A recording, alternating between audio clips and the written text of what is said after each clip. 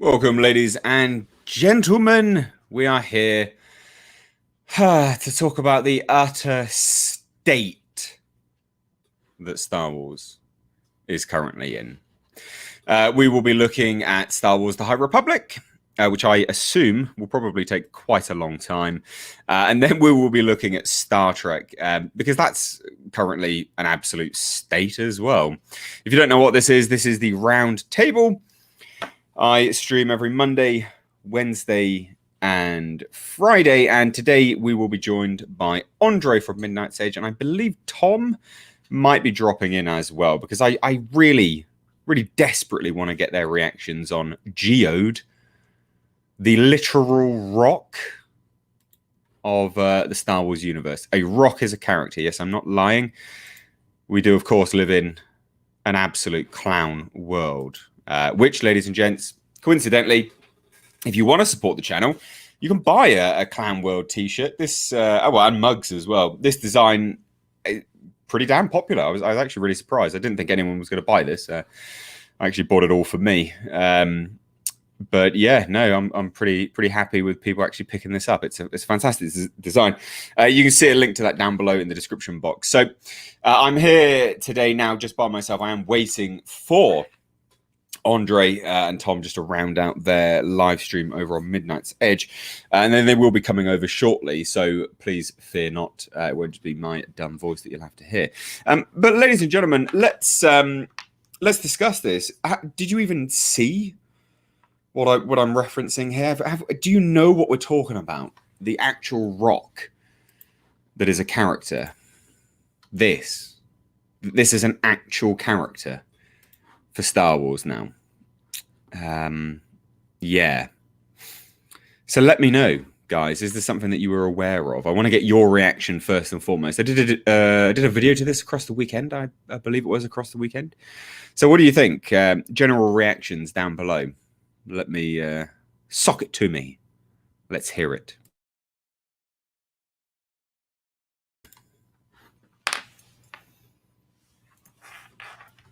What's this? Bruce Ward.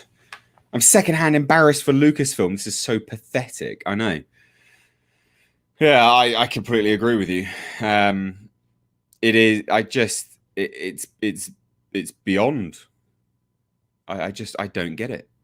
Like, at this point, you know that they're just taking the piss out of everyone. They must be.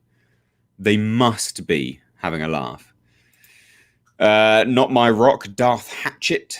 Love the name. Epic. Geode is the real hero. No, it's Leox Gyasi. Definitely, he's the real hero, which we'll actually be touching on.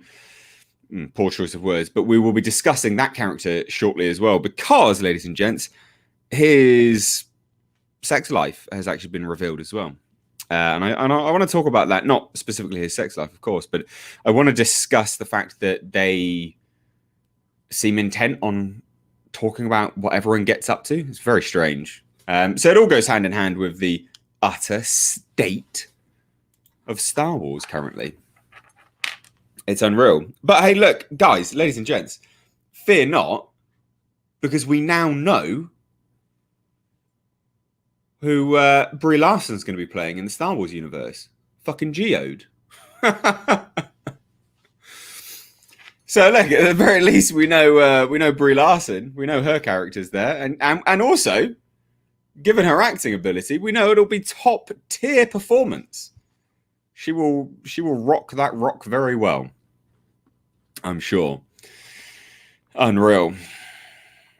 So this is the common misconception. Wander This World. I have not watched the video, but I've seen a bunch of memes of it. It has to be a joke.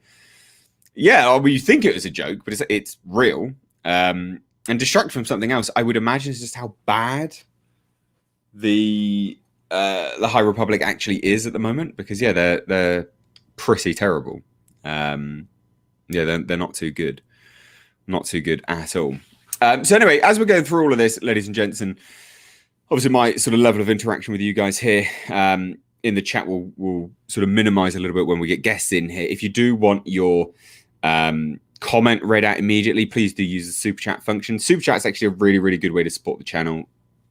YouTube's not the best at the moment. YouTube does suck.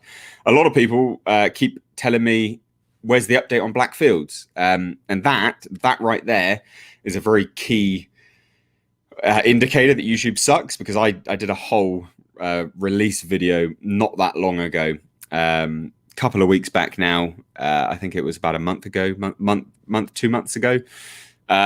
Revealed all of that, told you exactly where it would be releasing, when it would be releasing, and even told you exactly how you would be able to purchase, if you want, a limited edition Blu-ray with additional movies on top of it that will not be available for free elsewhere. So I do know that YouTube sucks at the moment, and that's, like I said, that's pretty indicative of that. The fact that no one, well, barely anyone saw that video.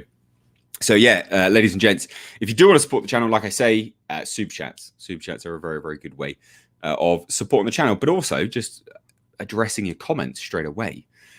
We got one straight away, actually. The Emperor of Mankind, boss level rocked. Better than this rock.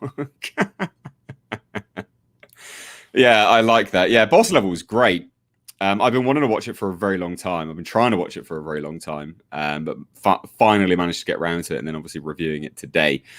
Really, really happy with it. It's such a great film. Strong recommendation. Strong 80s action vibes from that film. Massive, massive, massive. It's great. But we have our first guest. I don't know if Tom will be joining us, but Andre's finally here. How you doing, good sir? Greetings, I'm good, thank you. Just came off of our own stream, like literally like 20 seconds ago.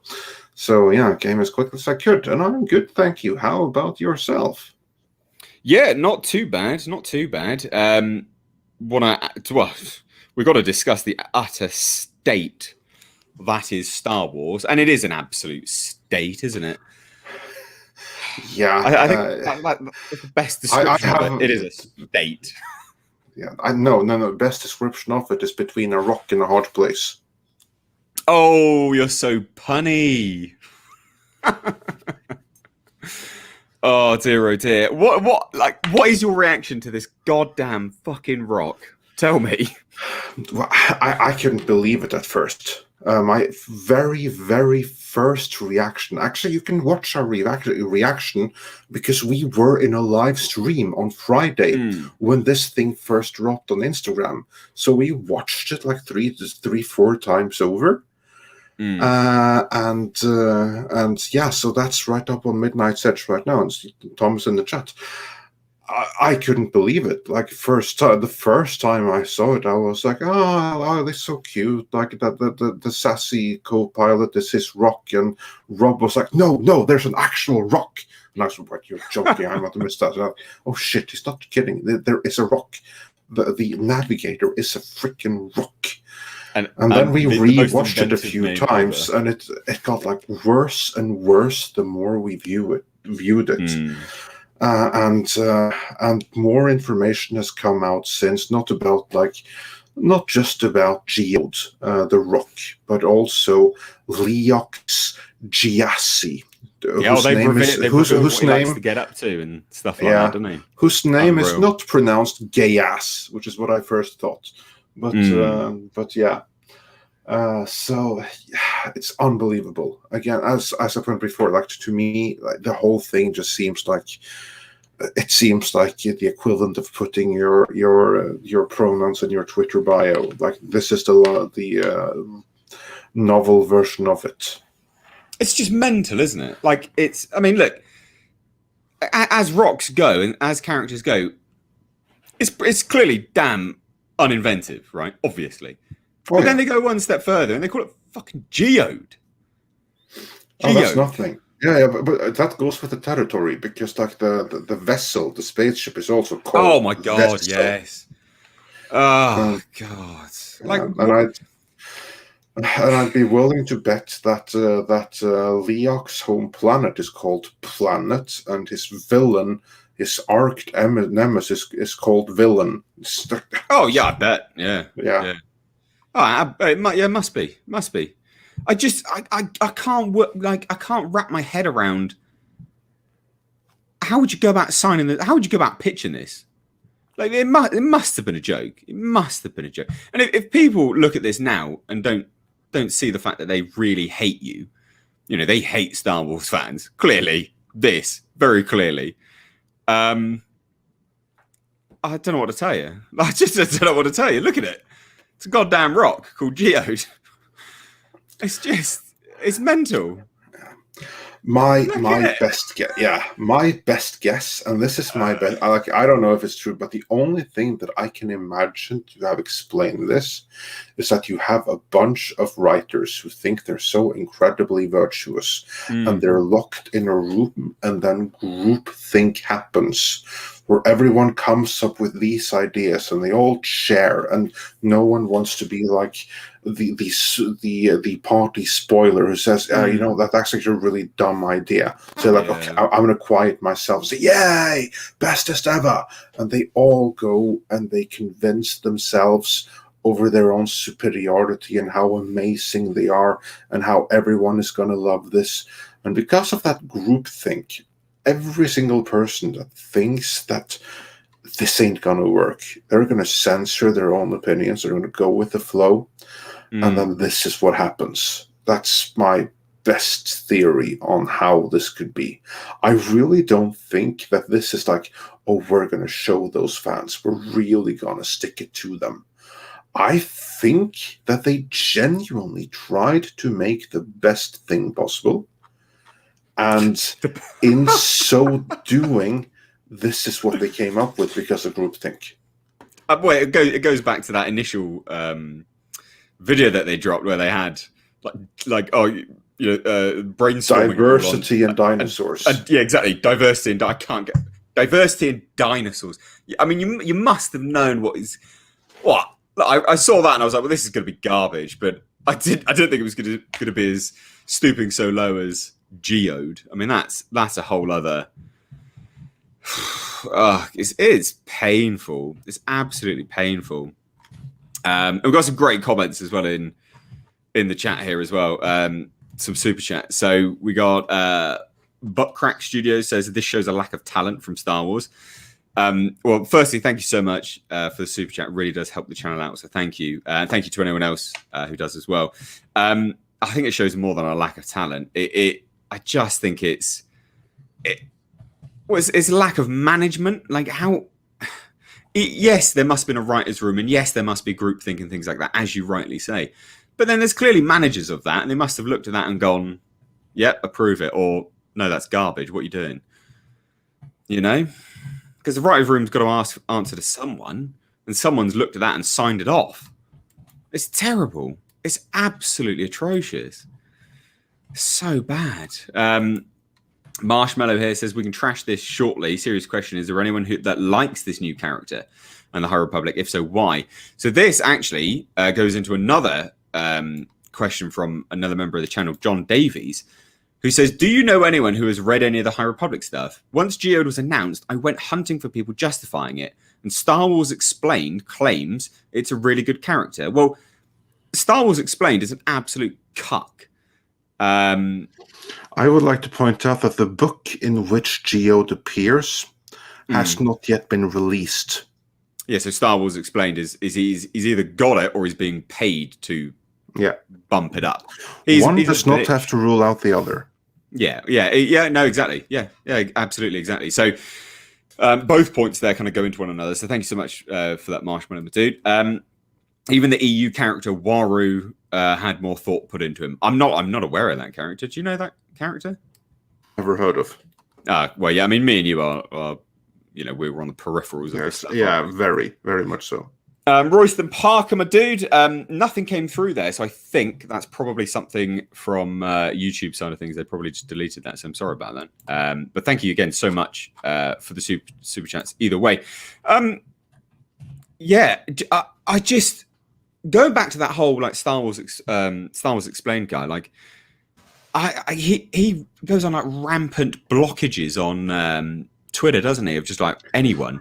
I'm honestly not familiar with him. I know of his existence, but I've never really watched my content because whenever there was something I needed to look up in the realm of Star Wars, I always went with Star Wars Theory. I just liked his content more. Whereas Star Wars Explained, like, to me, they were two sides of the same coin, and at least at my cursory glance, and at that cursory glance, I vastly preferred theory. Of course, now I'm going to blow your mind here, Andre. I'm going to blow your mind. Explained is nothing to write home about, or integrity I is have to concerned. interrupt you, Andre. I'm going to blow your mind.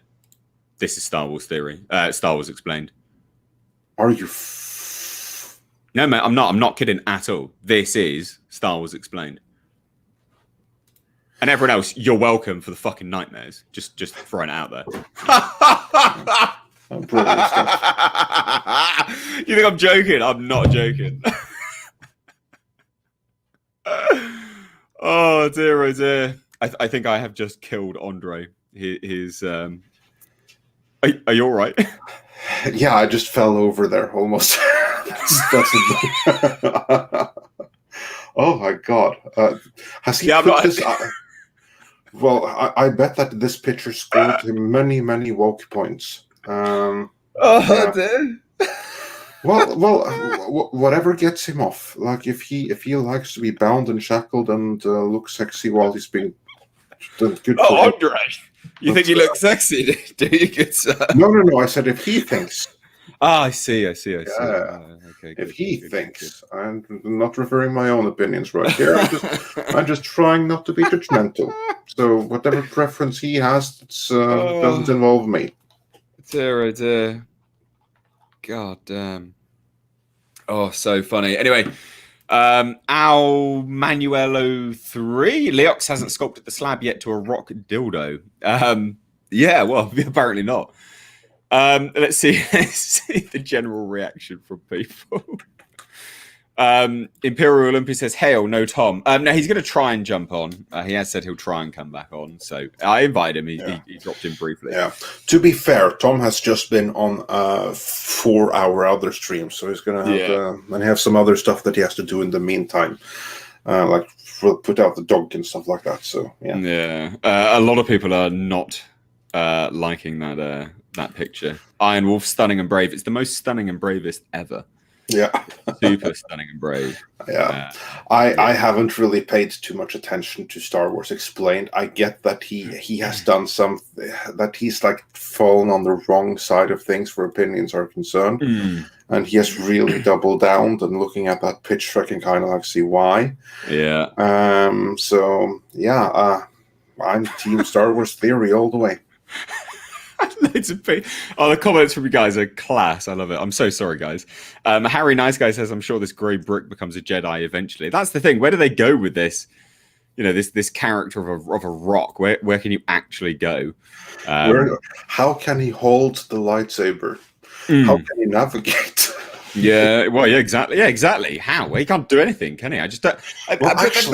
But you can't even pronounce his name unless you don't have a mouth. So it's like, well, that's a double negative. You can't do it anyway. Also, he never moves when anyone is looking at him. Apparently, like this is what I heard, is that he can move, but only when no one is watching. Oh, so it's a Doctor Who. Yeah, exactly. Yes, exactly.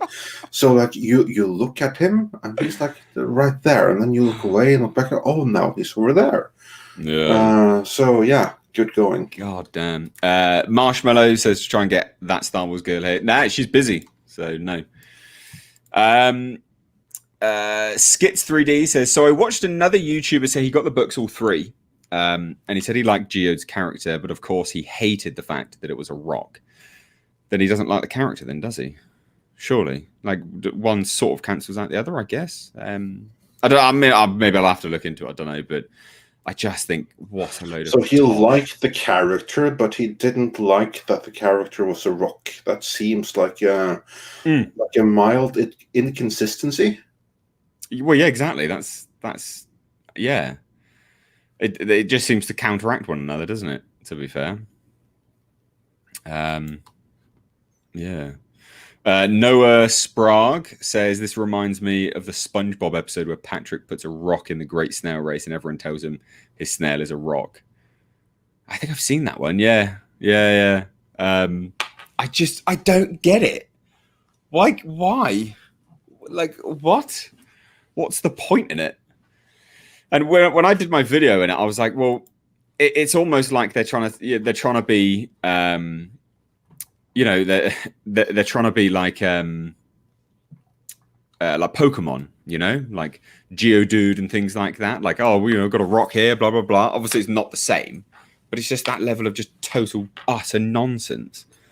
Doesn't make any sense. But we've got Tom here now. He can chime in. What do you think about it then? About which part I missed in between the well, no, all right. Well, were you here about 5 minutes ago?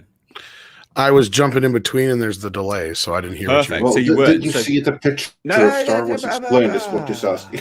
Okay. Oh, that I was going to surprise him. Yeah. I've seen that a million times. As you saw, I put in the chat. Andre, Star Wars theory, good.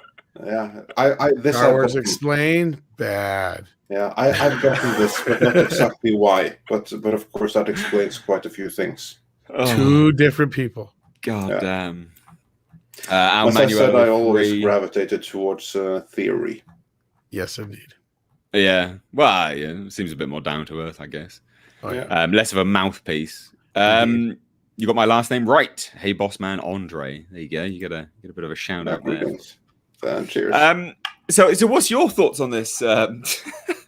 Sorry, guys, in the chat. I will stop doing that picture now. Sorry. Star Wars is literally Charlie Browned us.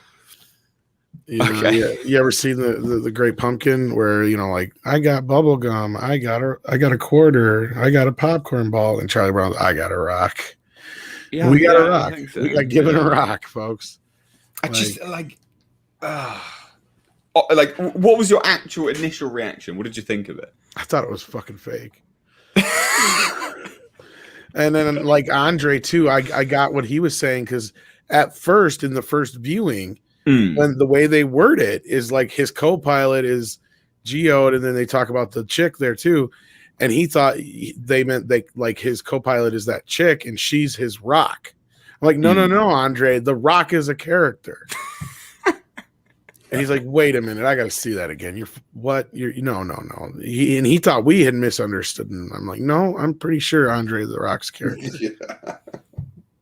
Yeah, because and as I said, like I couldn't believe how dumb it was. Like, ain't no way they're this stupid. But yeah, there it was. I gave them way too much credit. No, well, not only that, I couldn't comprehend how bad it was. The stereotype is always, you know, the gay guy with the sassy black friend. Let's be real. Like, that's a common stereotype in this woke business. Like, so I can see where Andre would get that confused, because she's his rock. You know what I mean? She keeps him grounded. Like, I could see where if you're just listening to it real quick and you're not paying attention, that's what you pull out of it. Why? Because that's what a normal person would think or say. Not actually make the rock a character. You know, it's almost like, and then the crazy part is, I don't know if you heard how this character came about, but Gray, what's her first name? Claudia Gray. Claudia Gray, yeah. Her boyfriend came up with it, I guess. Oh, what? Yeah, it was his idea. But what? Why? I have no idea. So he came up with it, but Disney signed it off and was like, "Yeah, that's a great idea. Let's do it." Well, Lucasfilm signed it off. Disney had nothing to do with it. Kathleen Kennedy signed off on it. She was like, "Oh, that's fantastic, love it," and signed off on it. And everyone in the in that writers' room, you know, the diversity in dinosaurs, when they all loved it too. Mate, the dinosaurs is the way forward, don't you know? Honestly, dinosaurs, especially if you ride them. Fucking clown world, ladies and gents. Yeah. I want a dinosaur world. It's a one-armed dinosaur, to be precise. In fact, I want a Jurassic Park brand Velociraptor. How many years do you think we are away from those? Like, they sell us like real raptors and shit. Well, be careful with what you ask for. Hey, that would be awesome. They cloned an animal recently, actually, from I think it was a small mammal. They cloned. Actually, they do that all the time. They clone like cows and sheep and stuff like that all the time. So this is not this was notable because it was an extinct one, I believe, or close to extinction. I can't remember exactly. A reconstruction then. And it was a proper clone because it was they had live cells that were frozen. So it was a proper successful clone. Anyway, I digress. Skits 3D says I drew Plank's face on the slab of rock on my IG. Brilliant. I mean, look, you're giving it more character than what Star Wars did, so you do sure better. We all are. Yeah, true, very true. Royston Parker says the late Sir Terry Pratchett did this joke decades ago when he characterized trolls as rocks. Yeah. But again, probably still better than what they're doing here with Star Wars. It's just beyond me. Absolutely. I can't get my head around it. Like to me, it just shows that they hate the fans. That's what it says to me, anyway. Well, not just that, or they don't hate our brand of fan regardless. But yeah, and they don't think too much of their fan base anyway. At least in a sense that they're not very smart. That you can just literally just throw something as benign as a rock up there and be like, yeah, that's the character. It's like, okay, it worked with Groot because it's ironic and goofy, and all he can say is I'm Groot, which you might as well say I am Tree, like yeah. But I mean, that is a character, like exactly, that's where the humor comes out of that. And stuff, can't it? Like it actually does that. And the reason that worked is because there you have a great storyteller like James Gunn imbue his own personality and his own vision into it. That's why that worked. Well, and you also need his quirkiness was a perfect fit. Ain't no James Gunn here. No, and you also need the other characters to play off of, because the reason Groot works is because of Rocket Raccoon. Yeah, because it's that sort of point of view bounce off character, isn't it? Yeah, especially when you got don't drink out of the fountain. It's gross. I saw you do it. It's like yeah. Is that sort of translation by replies? Yeah, and he's like, I'm Groot, and he's like, I saw you do it. It's like, so what he says by kind of the whole thing with Chewie. And when Han responds to Chewie, it's like you could kind of just, kind of figure out what Chewie's saying by what Han says. Yeah. I'll tell you what is interesting. This actually goes into, I've been calling this a Clown World, and I've got Clown World merch. This isn't a promotion, but apparently you can't say clown. YouTube blocks it. Oh, I'm not surprised. They go What the hell is that about? So if anyone's been having their comments blocked since I've been doing this Clown World, images on the screen. Sorry, that's not me. That's YouTube doing that. Not quite sure what that's about. Don't really I can only imagine that from their point of view, the world is now sane and better than ever before. Therefore, we cannot have anyone dare to be so seditious as to call it Clown World. Yeah, well, you can't do that. It's too mean. What was this? Sorry.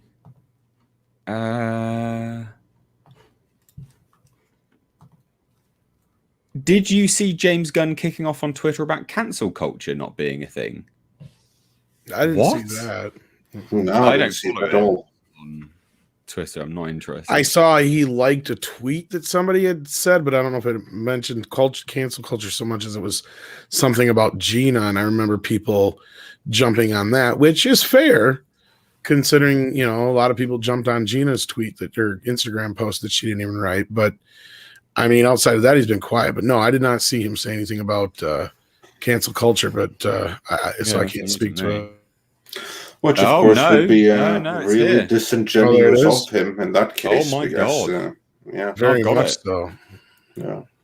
Note that I'm only saying that he's a great filmmaker, not necessarily saying that he's a great person.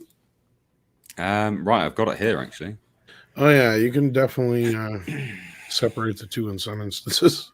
Stop calling everything cancel culture because you're too dim to have a nuanced opinion. People can be offended by something or think something sucks, and that's not cancel culture. It's free speech. Well, that I don't disagree with, but I guess it depends on what he's referring to. To all those writing about the times people get unfairly attacked, yes, that sucks, but that doesn't mean every time someone is offended by something, it's cancel culture. Right. Calling everything that is a knee-jerk response that destroys your point. I don't think there are many people here on the left or the right who think Harvey Weinstein shouldn't have been cancelled for what he did. Likewise, there are all nuanced conversations.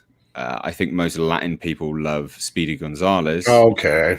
Pretty good argument that he shouldn't be cancelled, but Pepe Le Pew, to me at least, is offensive because of the way he treats that cat. Okay, now you got to stop, James, considering you're the one who's making pedophilia jokes. Cartoon cat. Or a cartoon, what was it, a skunk? Yeah, and they don't even get the joke. That's the whole thing. We were talking about that the other night. We're going to be talking about that tonight on Toxic Femme, too. So, yeah, this is interesting that his take on this. Because I was with him until that point. Give me a credit, bro. I was with him until that point. And he says, and a book publisher deciding not to publish some books because some of the images in them are hurtful to minorities is not cancel culture. That's their free speech at work. What about it infringing on my free speech? Like, what? No. Likewise, I sometimes see celebrities getting attacked on here for something minor or non-existent, and I think it's unfair. Other times I see celebrities getting attacked for shit that's nearly unforgivable, or at least makes me not want to watch their movies. It's nuanced. Right. Okay. Most people know that. Most people have different thoughts and feelings about different situations, but Twitter is a place where the extremes on every conceivable side rise to the top because those ideas are splashier. And for all of you out there, I see you saying, what about people who try to cancel you? Do they have the right to do that? Of course they do. And I'll fight for their right to do so. I may not agree with their opinions, but I believe deeply in their right to free speech. But if you believe in the right of free speech, then your speech shouldn't be infringed upon just because of someone else's. Jimmy. What an absolute tard. What a bad take. From what the worst. Yeah, that was really I'm the last person who should be talking about it. Yeah. That is of course, so. That is him. I'm sure it won him loads of brownie points with the people that tried to cancel him before and are happy to see him go again. But with out there in the real world, he didn't do himself any favors right there. That is shocking take. Which sucks because like a lot of it he's not wrong on, but then he goes like it's like one of those stupid things where you're like making a great point and then you add a but and then the but is the dumbest thing you could have ever said after all that point you just made. You never say I believe in free speech, but then that also negates anything. And in cases like that, ignore everything from before the but. Exactly. In this case, like all the good points that he made, that's kind of like forgotten. Went out the window. Because you cancel it out. Yeah. Firefly Mark 1 for £1.99 says, that is an epic little picture. Reminds me of the Rock Lords from the GoBots. Yeah. Yeah, we brought that up too, the Rock Lords. No, but back on the James Gunn thing real quick, though, I think it just shows how smart people can still get roped into this fucking mentality. Yeah. And this brainwashing business. Because you can tell he's not a dumb guy. That's a very well worded, for the most part. But I think that's part of it, isn't it? I mean, that is literally him signaling. I think that's him signaling to his higher ups. I think that's all that it is, but it's tone deaf on the fact that he's the last person who should be fucking saying anything. Well, yeah, obviously. But again, these people don't care about stuff like that. They're not interested. I mean, he could leave. You could leave the rest of that tweet out, but take out all the stuff about the Looney Tunes and the other bits, and it probably would be a better tweet because, like, that does make sense. You know, like for him to say, like, yeah, you know, we get overzealous online, and we jump the gun, and you know, I've been a victim of that myself. That would have been a better way to put it. But then that changes the entire tone. Of course, and that's where the entire point of that tweet is. We can cancel you on certain things. Exactly. That is what his tweets are saying. We can cancel you only when it's on things that we say. And he's mixing it with and conflating it, I should say, with other things that don't jive. It's like making it mixing vinegar and water or whatever you want to call it, or oil and vinegar or whatever. Bruce Ward for $5 says, "Did you guys see Geode's prequel of Sean Connery and Nick Cage? I think Michael Bay directed." Yeah, The Rock. Brilliant. The Rock. Love That's that. An awesome movie, by the way. That is an epic movie. It's one of Michael Bay's like actual good ones, along with Pain and Gain. Yeah. As far as I'm concerned, that's also a James Bond movie. Oh yeah, it could be. Yeah. Yeah. It would fit into that very nicely. It would fit Yeah, that it very, would fit very perfectly. The joke being, Tom, that is that Sean Connery's character is literally Sean Connery's James Bond caught Yeah, I've in an heard assignment. Yeah, I've heard that. I like that theory. Or not so much that, like, it was like that after he was done being Bond, he knew too much, so they had to throw him in throw him away. But he's the only man who can get him in and out. There is a lot of people in the chat hating on Gunn for that, and you're right. Like, you're rightfully right. So. Yeah, absolutely. Yeah. I mean, I don't understand. Well, I know why he was going with that, but god damn, you're like.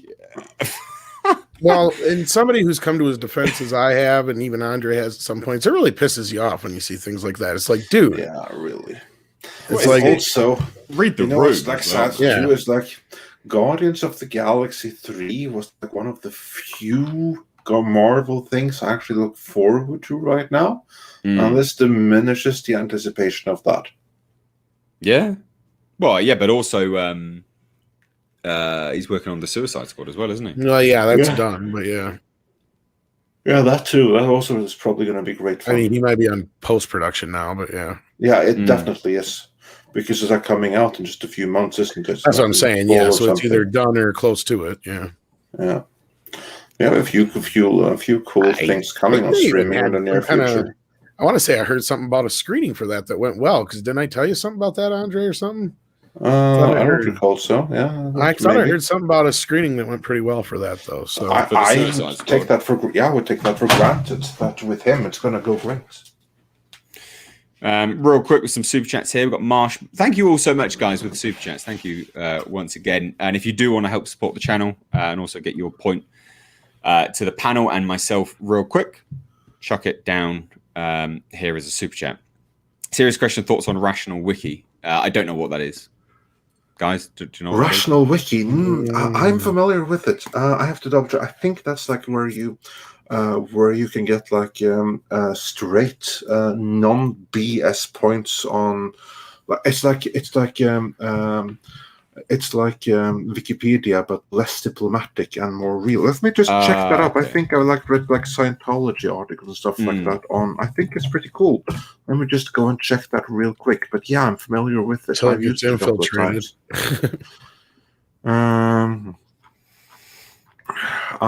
Let me just go and check here. Because I haven't used it for years. Yes, exactly. It's like the real. For instance, if you go and look at, say, Scientology in Wikipedia, then it's like the public story. Whereas in Rational Wiki, it says right off the bat that it's a cult and a scam masquerading, dreamed up by. So it's like non-BS version. Yeah, I like that. So we've been talking about Geode, the rock. We've got some new character pieces, courtesy of Dave Savage, who did Boo Boo, the Bush. Just throwing it out there. This could rival Geode's popularity, I think. Yeah, because he actually has a name. He actually has a name. Well, yeah. I mean, it's not just called Shrub. Yeah, I mean, I can personally see that. This is better. I mean, I can see some emoting going on. There's some subtle nuance to the way that the leaves blow in the wind. I mean, there's a lot of layers here. What do you think? Par for the course. I have to say, it's non-binary though. Yeah, I have to say though, of like Rational Wiki, they have some epically bad takes on some things. Oh, really? So So it's an editorialized what they think is good and what they agree and don't agree with. So watch with or read with a heavy dose of. Well, that's what I was saying until we get it infiltrated. So evidently it had. So there. Yeah. Like some things are obvious, but other things they're like, they absolutely go with the establishment narrative. Okay. Action Com for $2 says, "What is the state of the theaters lately?" Well, in the UK, we're still shut down. So there's literally no change here. But guys, what's the state where you are? Alamo Draft House just filed Chapter 11, but I think aren't Chapter 11, which is like it's a bankruptcy, but I think it's the bankruptcy where they don't close everything down. I don't know if Andre knows about that better than I do, or because that's like out of my purview. But like it's a restructuring. That's what I thought. Yeah. It's going broke, but not going broke to be shut down. Period. Right. It's going broke. It's administration. It's going under administration.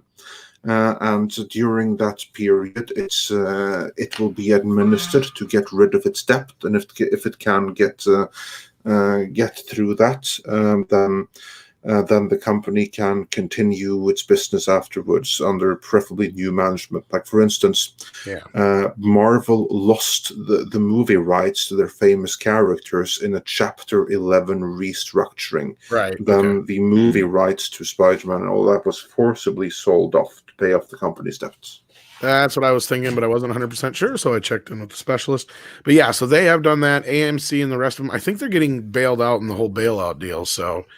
Of course you are. Yeah, so I don't think the theaters are going... And this is what Hollywood planned on. And I mean, that's why they knew they weren't ready to play ball, and they're more than happy to just let things go. And now the theaters have even far gone their whole, well, if it's going to be on streaming the same day, we're not going to carry it shit with Wonder Woman and stuff from what I've been hearing. So yeah, it's all inevitable. It's going to just... I think the state of where they're at, the smaller theaters will do better than the bigger theaters, because what you'll see a lot of independent and not such commercial ready films start popping up in a lot of these smaller theaters, and people will find them because there is, I think, a desire and a want to go see these movies. Because just looking at the box office for last year, I mean, movies like Halloween and a bunch of other stuff that were getting re-released were doing great box office, like almost normal box office numbers for normal films in the middle of this crap. So that tells me that there's between the people want to go out there. Yeah, exactly. Between the drive-ins, which was part of it, and the other half is, like you just said, people want to go see stuff. A, they're just sick and tired of the garbage. It's an experience as well, isn't it? You know, re-releases are massive. Like my local, the local Empire near me. I say local. I mean, I still have to drive like half an hour. But that was the re-releases. I watched The Shining.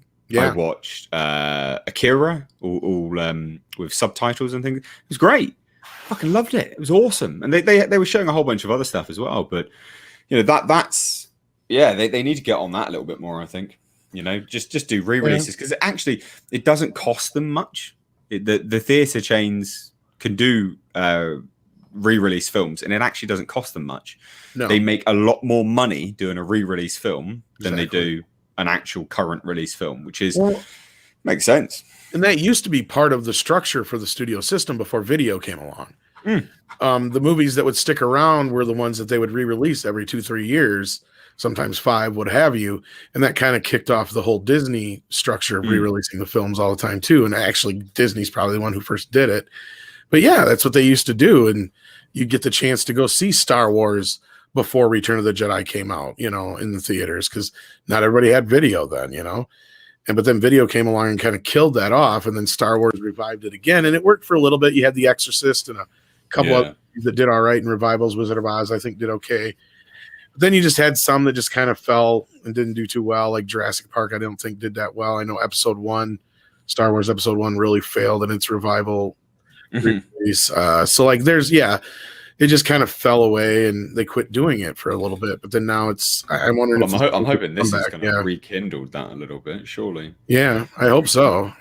We've got a brand new member of the channel, Buttcrack Studios. Thank you so much. Epic name, epic avatar as well. If you guys want to support the channel, you can by doing the super chats. You can get your comment read out, discussed on with a panel right here. But also you can become a YouTube channel member. Just got done playing Doom Eternal for members. And now currently playing a really interesting little game called Observation. Just taking a break from kind of run and guns and traditional horror to play something a little bit more suspenseful. It's a very interesting game. I've enjoyed it so far. So look, we've spoken about a lot with respect to this Geode character. So I think we'll shuffle on from that. But Action Com for $2 says, "Will No Time to Die make bank? What's your bet?" No, I don't think so. I don't think it will make back the money that they want. No, I think it will actually. Historically, they've always done well. Well, I think it'll make bank. I think it will actually. I think it'll make a lot of money. If you've been following our reporting on it, it's pretty much paid for probably. What happened was they were trying to sell it off to one of the streaming services because they knew they had to make their money back. Because MGM only has US distribution on it, and they sunk a lot into this movie. And if they don't make that money back, they're screwed. And I don't mean screwed just like for the year. I mean for good. Well, they're trying to sell MGM. Proper. Yeah, they're at that. Yeah, they're at this point where they have nothing left, and then for a while they were talking to HBO Max and they were talking to Apple, and then now there's these reshoots that are going on. And if you followed any of our reporting, that's a big whole nother thing. And now I'm hearing from our sources that they can't get Daniel Craig scheduled for the reshoot, so that's becoming a nightmare. Why? What is he doing? I don't know what he's doing. I didn't hear exactly what he was doing, but they couldn't get him. Because here's the whole thing is they told us, my source who works really close with one of the companies, I can't say which, but said that back way when they first put it on hiatus, it wasn't because of the thing going on. It was more so that there was 2 bits in the film that needed to be fixed, and they needed to do reshoots, and they were going to do the reshoots, but they were going to do them after things calmed down, and they were going to use another excuse. Well, then lo and behold, what was it, about a month ago, Andre? They dropped the news that they were going to do these reshoots due to the phones being out of date. Well, my source knew nothing about this phone business, but he's like, yeah, if they're doing research shoots, then that's why, because of the whole business before, and that's because it had something to do with a virus or something like that in the plot and some other crap that didn't roll over well. Well, then they were planning on doing that, and then he said the same thing I did, which is, yeah, if it just had to do with the phones, they would have fixed it with CGI. They would not spend the money to get everybody back together. Well, then last week I heard that they're having a hard time getting things lined up with Daniel Craig, I guess. So it'll be interesting to see what happens, because there was another planned screening like 2 weeks ago, and that got canceled. So I don't know what's going on. And then all of a sudden we heard about Paramount Plus now is going to be showing it 45 days after it's in theaters, and they've got MGM's catalog. So that was the end of the story, was Paramount came in at the last minute. So, yeah. Okay. So I don't know how much Paramount's paying for it, but I'm sure that's going to cover a lot of the baseline. We know what the ballpark was that they wanted. It was insane. It was insane, and they weren't going to get it. And that's what we kept hearing. Million, and that was they started at 600, and their lowest they would go is 450. And I highly doubt Paramount paid that much for it, because they haven't had the money themselves. That's why they've been selling everything off left and right. Wow. I still think it's going to make money, though. It will do all right. I think money. Now.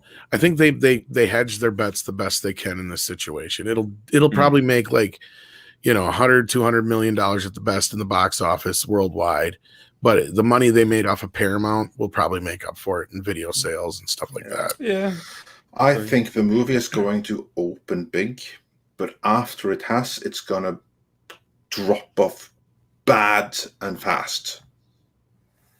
See, I don't know about that, because I think the staying power will be a little bit longer now, only because I think people will, they'll have limited capacity anyway. So when we talk about opening big, that's on full capacity. So not everyone will be able to watch it opening weekend. So they'll have to defer to the next weekend.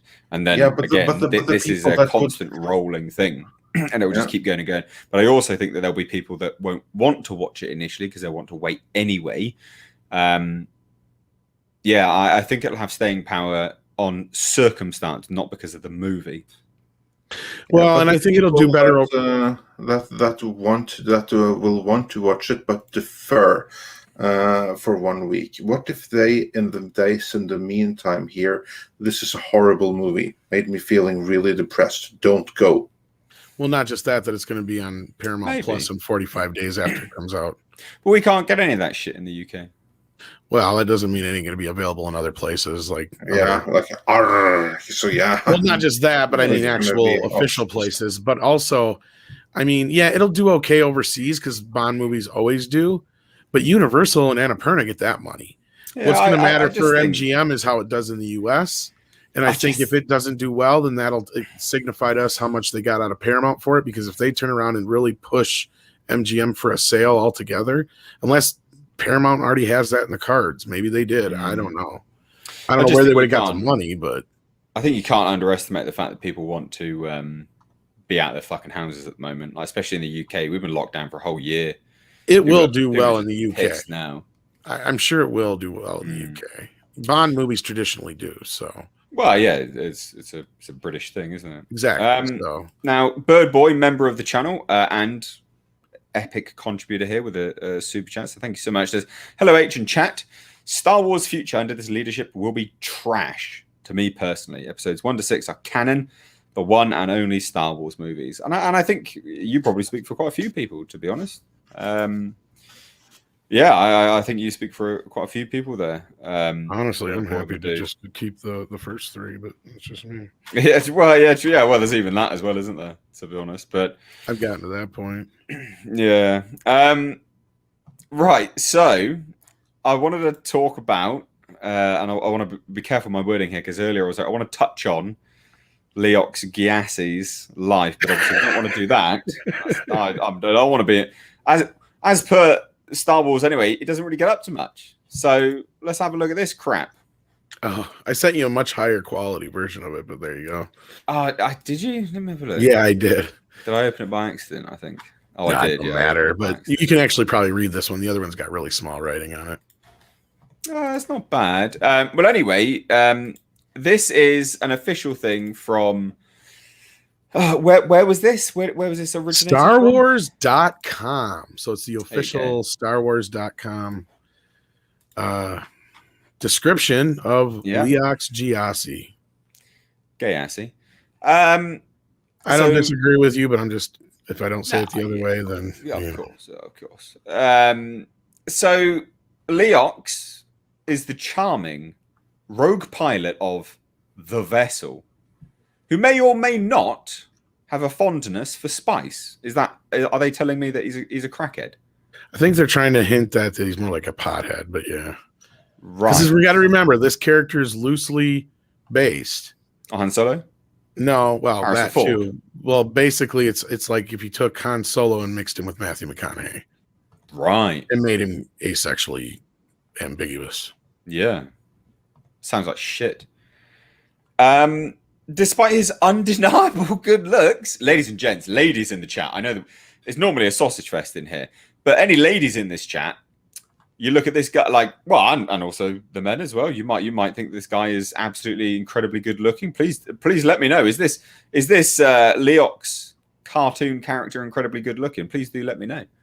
Either or, doesn't matter. But we're the weirdos who sexualize, comic book and cartoon characters. Don't forget that. Well, yeah, exactly. Yeah.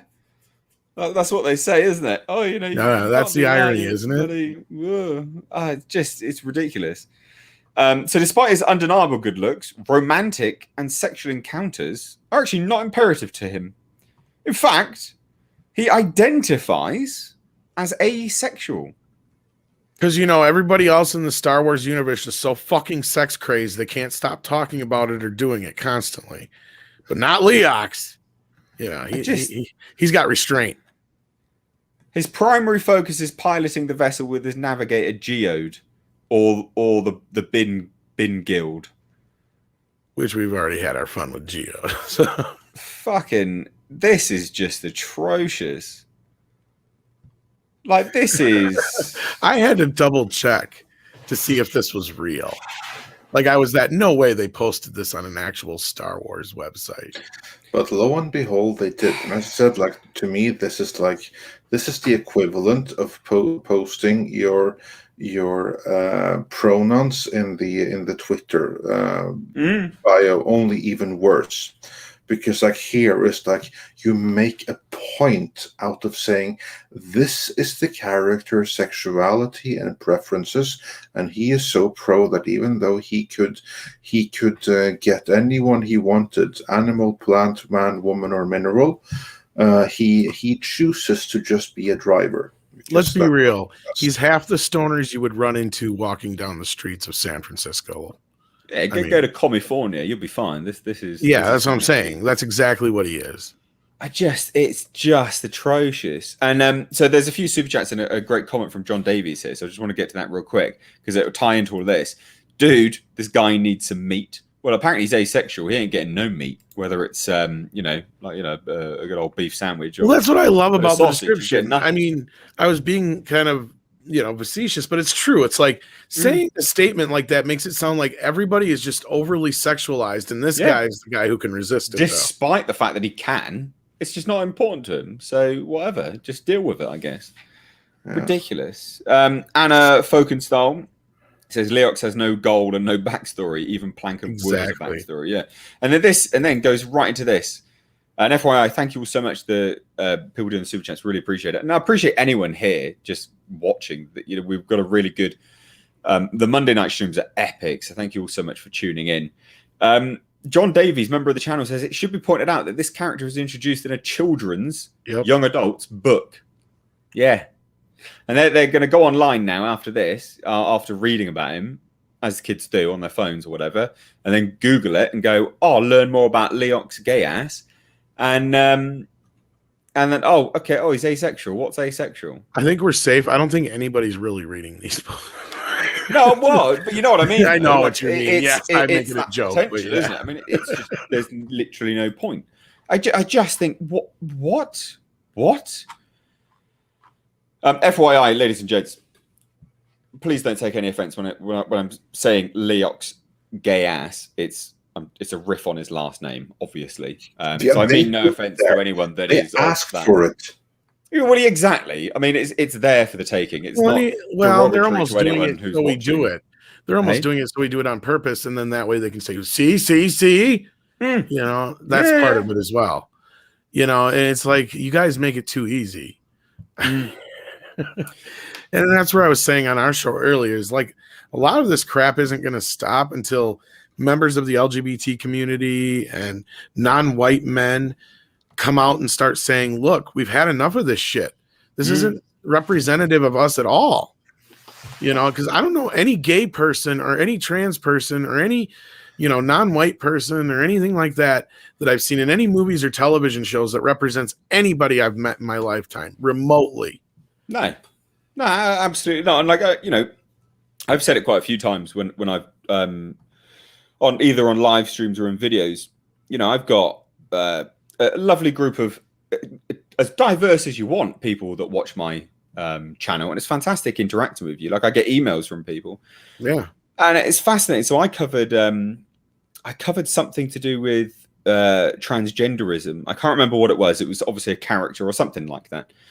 And I got an email from a transgender subscriber, and it was like, I completely agree with you. This is a joke.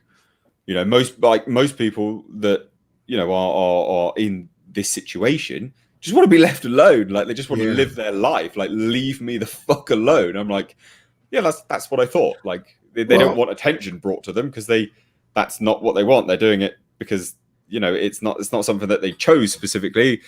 They feel that that's what it is, and then they must pursue that, and then they just want to live their lives as it's beyond me. This level of representation isn't what people are calling for, basically. Right. No. And I mean, I've even had, like I said, I've talked to people, and I had this, I knew this lesbian couple growing up, and when a lot of this stuff kind of started happening, like they said, they're like, look, we fought for years to get rid of these labels. And now every kid is like, oh, did you better make sure you notice my label? Oh, did you see my label?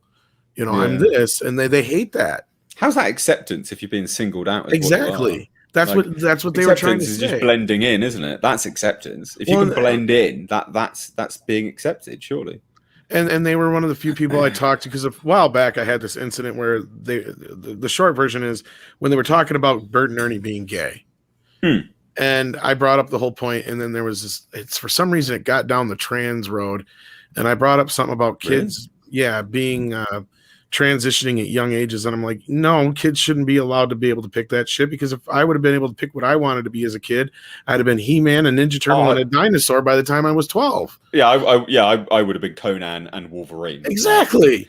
It's just ridiculous. Like, kids don't have that kind of mentality yet, and B, they shouldn't even, their sexuality shouldn't even be really like a thing until they're, coming of, puberty.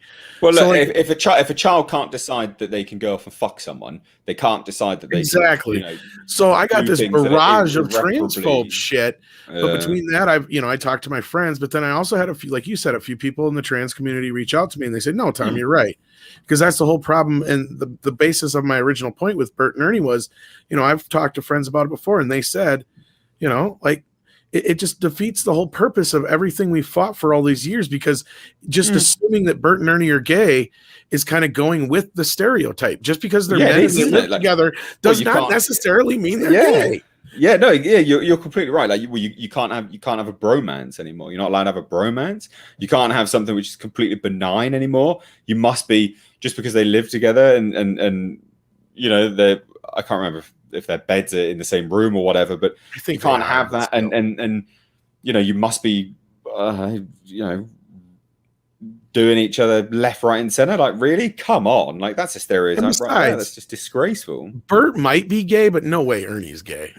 Oh, I see, mate. That's you're playing. That's people are gonna hate on you. Let's shuffle on, because this conversation is getting a little bit too spicy for. I'm just kidding. Here. It was a joke. We get a one shot for $9.99. Says, I think Kathleen Kennedy was a good producer. She did films like Indiana Jones, Goonies, E.T., Lincoln, etc. But as a studio head, she's terrible. No doubt she's capable of doing great things, but not Star Wars. Guys, debate on that. What do you think?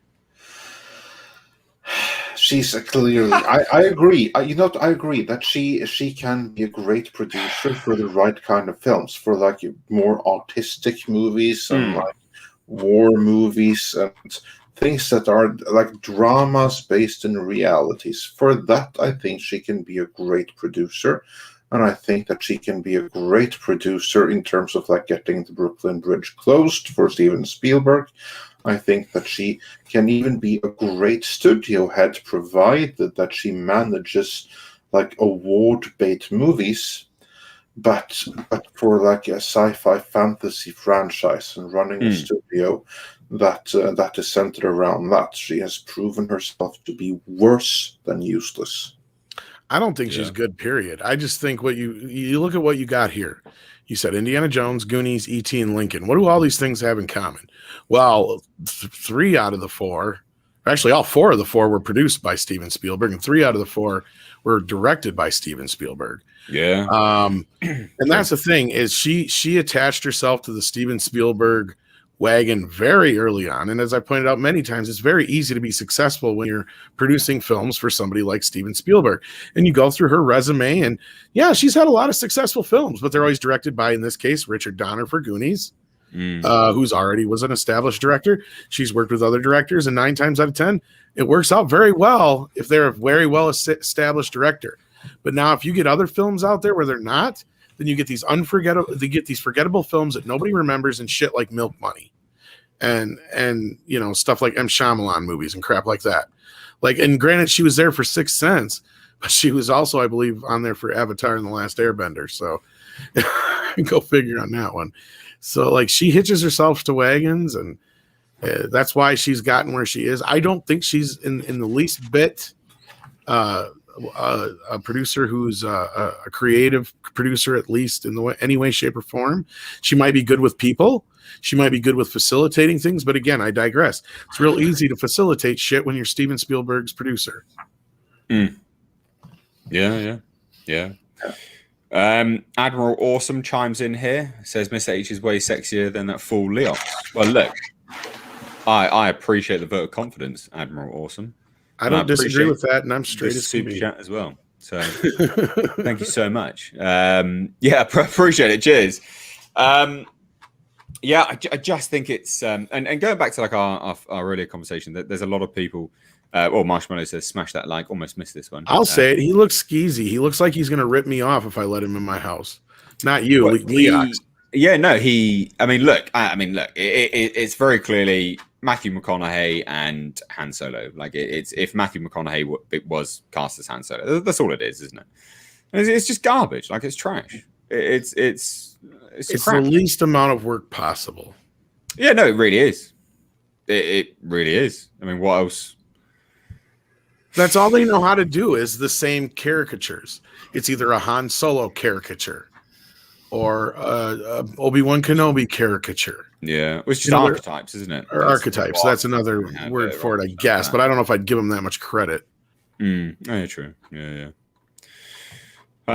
Yeah, it's just garbage. It's absolute garbage. This is the guy that's going to steal your stereo and sell it for spice. Well, that's when he's not too busy just piloting the vessel. And pretending not to fuck rocks. Fuck's sake. Unreal. Because that's another thing. And I'm not going to kick on anybody who's like actually asexual and does not have a desire. Because I know that shit's real. But I'll say this. Those people who go out there and like broadcast it, they talk about sex more than I do. No, you're right. You're right. Like, how asexual can you be? Yeah, they're like virtue signaling. That's what I'm saying. It's more virtue signaling than it is actuality. And also Spice, like John Davies says, isn't Spice from June? I mean, it might be okay. I'll give him the benefit of the doubt that he has a fondness for spice, like from the spice mines of Kessel, but that's like a fuel, isn't it? And what does that mean? He may or may not have a fondness for it. That doesn't mean any. That's what the hell does that mean? Well, yeah, like what is he doing with the spice? Like what? Yeah, exactly. It's just low tier crap. It honestly, I look at this and I just think. Exactly. Unless somebody knows something from the expanded universe that I don't about this, please enlighten me, because I don't do homework if it's not in the movies or in the TV shows anyway. Oh, yeah, I guess are you talking about the spice thing? Yeah, exactly. If there's two different kinds of spice, or if spice is like, it's a fuel, but it can also be addictive if you're around it or something. I don't know. Maybe I'm reading too much into it. Fuel source, isn't it? So you're going to need it all the time. But no, you're around it too long, you get addicted to it, right? Mr. MH? Maybe that's why he's addicted to flying around in his vessel, because it's, Well, Mr. MH just said it is actually a drug. Yeah, there you go. Wow. There we go. I mean, they literally stole that from June then. So yeah, evidently. It looks like it. That is... His favorite group is the Spice Girls, evidently. Tell me what you want. What's really want, Leox? Oh, mate, that's some low. I stole it from the chat, so I can't take credit for it. Don't take credit for that. Marty D said it's a group, Spice Girls, and I was like, yeah, his favorite group. Brilliant. Absolutely brilliant. I think that, look, I mean, I'm sure like the chat we'll come and go with Star Wars, to be honest, this evening on the stream. Like if the chat wants to go back to it, absolutely please do. But I also want to cover the state that is Star Trek currently. Now I know you guys have done some videos recently, but it isn't what I was going to be covering. So I don't know whether you want to cover what you've done recently, and then we'll go into what I specifically wanted to cover, because I think the chat here will find it very interesting. I'm really interested in hearing what you've got on the plate, but Andre, take it away. It might cross over, but let me know what you sure. Well, what we have covered on the state of Star Wars, actually, it's really interesting right now, because what it kind of like looks like is that you have these two factions within Lucasfilm. No, Star Trek. I was going to say, I thought we were talking about Star Trek. Oh, sorry, Star Trek. Yes. Oh, yeah. Well, in terms of Star Trek, there's bad news and there's worse news, and there's no real good news. So yeah, the state of Star Trek is pretty sorry right now. You have, but it doesn't necessarily always have to be. But right now, in this moment, it's not amazingly great. Would be my very, very short assessment of it. The most exciting thing is that there was like this. I'm not going to say announcement, but there was like this exclusive scoop in. Was it Deadline Hollywood? Yeah, Deadline Hollywood. Either there it originated in the rap or something like that. I can't remember, no, it was Deadline Hollywood. But a new Star Wars movie is back on again. Trek. Star Trek. It's late. New Star Trek movie is back on again.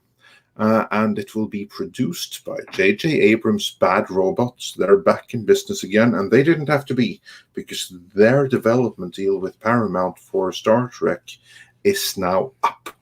So there's no reason to use them unless they made a pitch, and Paramount agrees, yes, we like this pitch, you can go do it.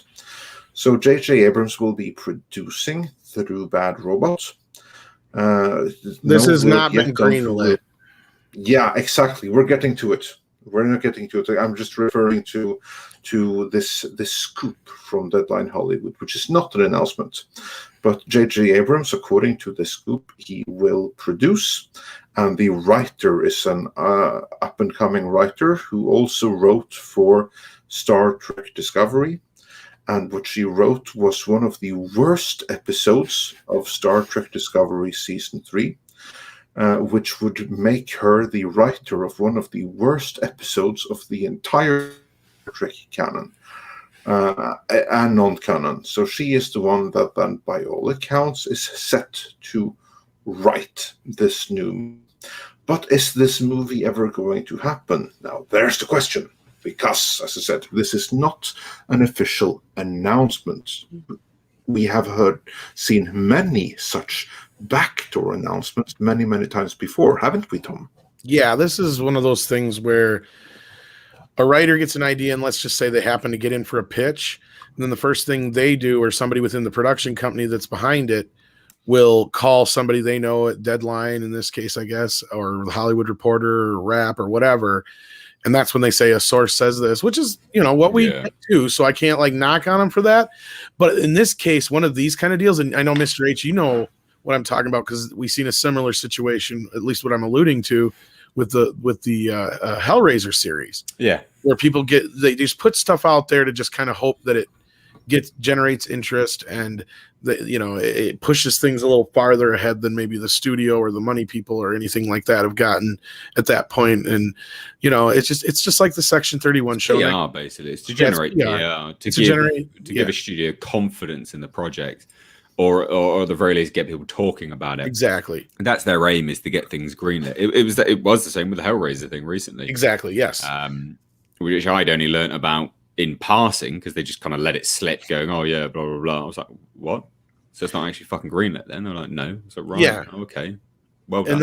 And that reminded me of that when you brought that up. Is like, oh, we see this all the time from Star Trek, and as we saw in the last couple of weeks, they said Section 31 is not going to happen for a long time, and then it got to a point where it's still in development or in discussions. Discussions was the word used.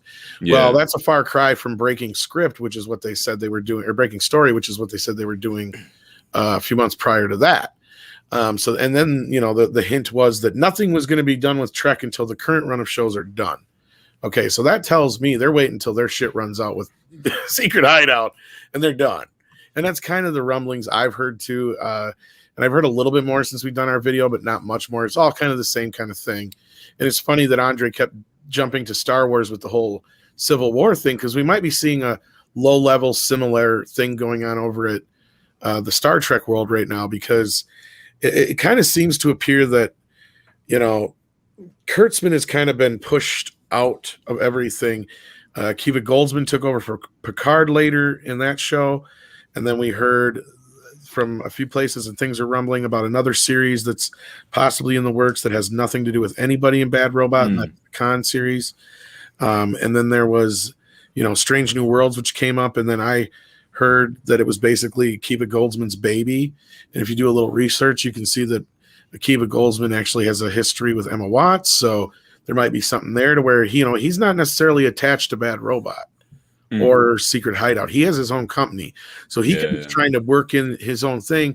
And then you see this other chick who gets announced for this, where they're announcing in quotations the Star Trek movie in quotations.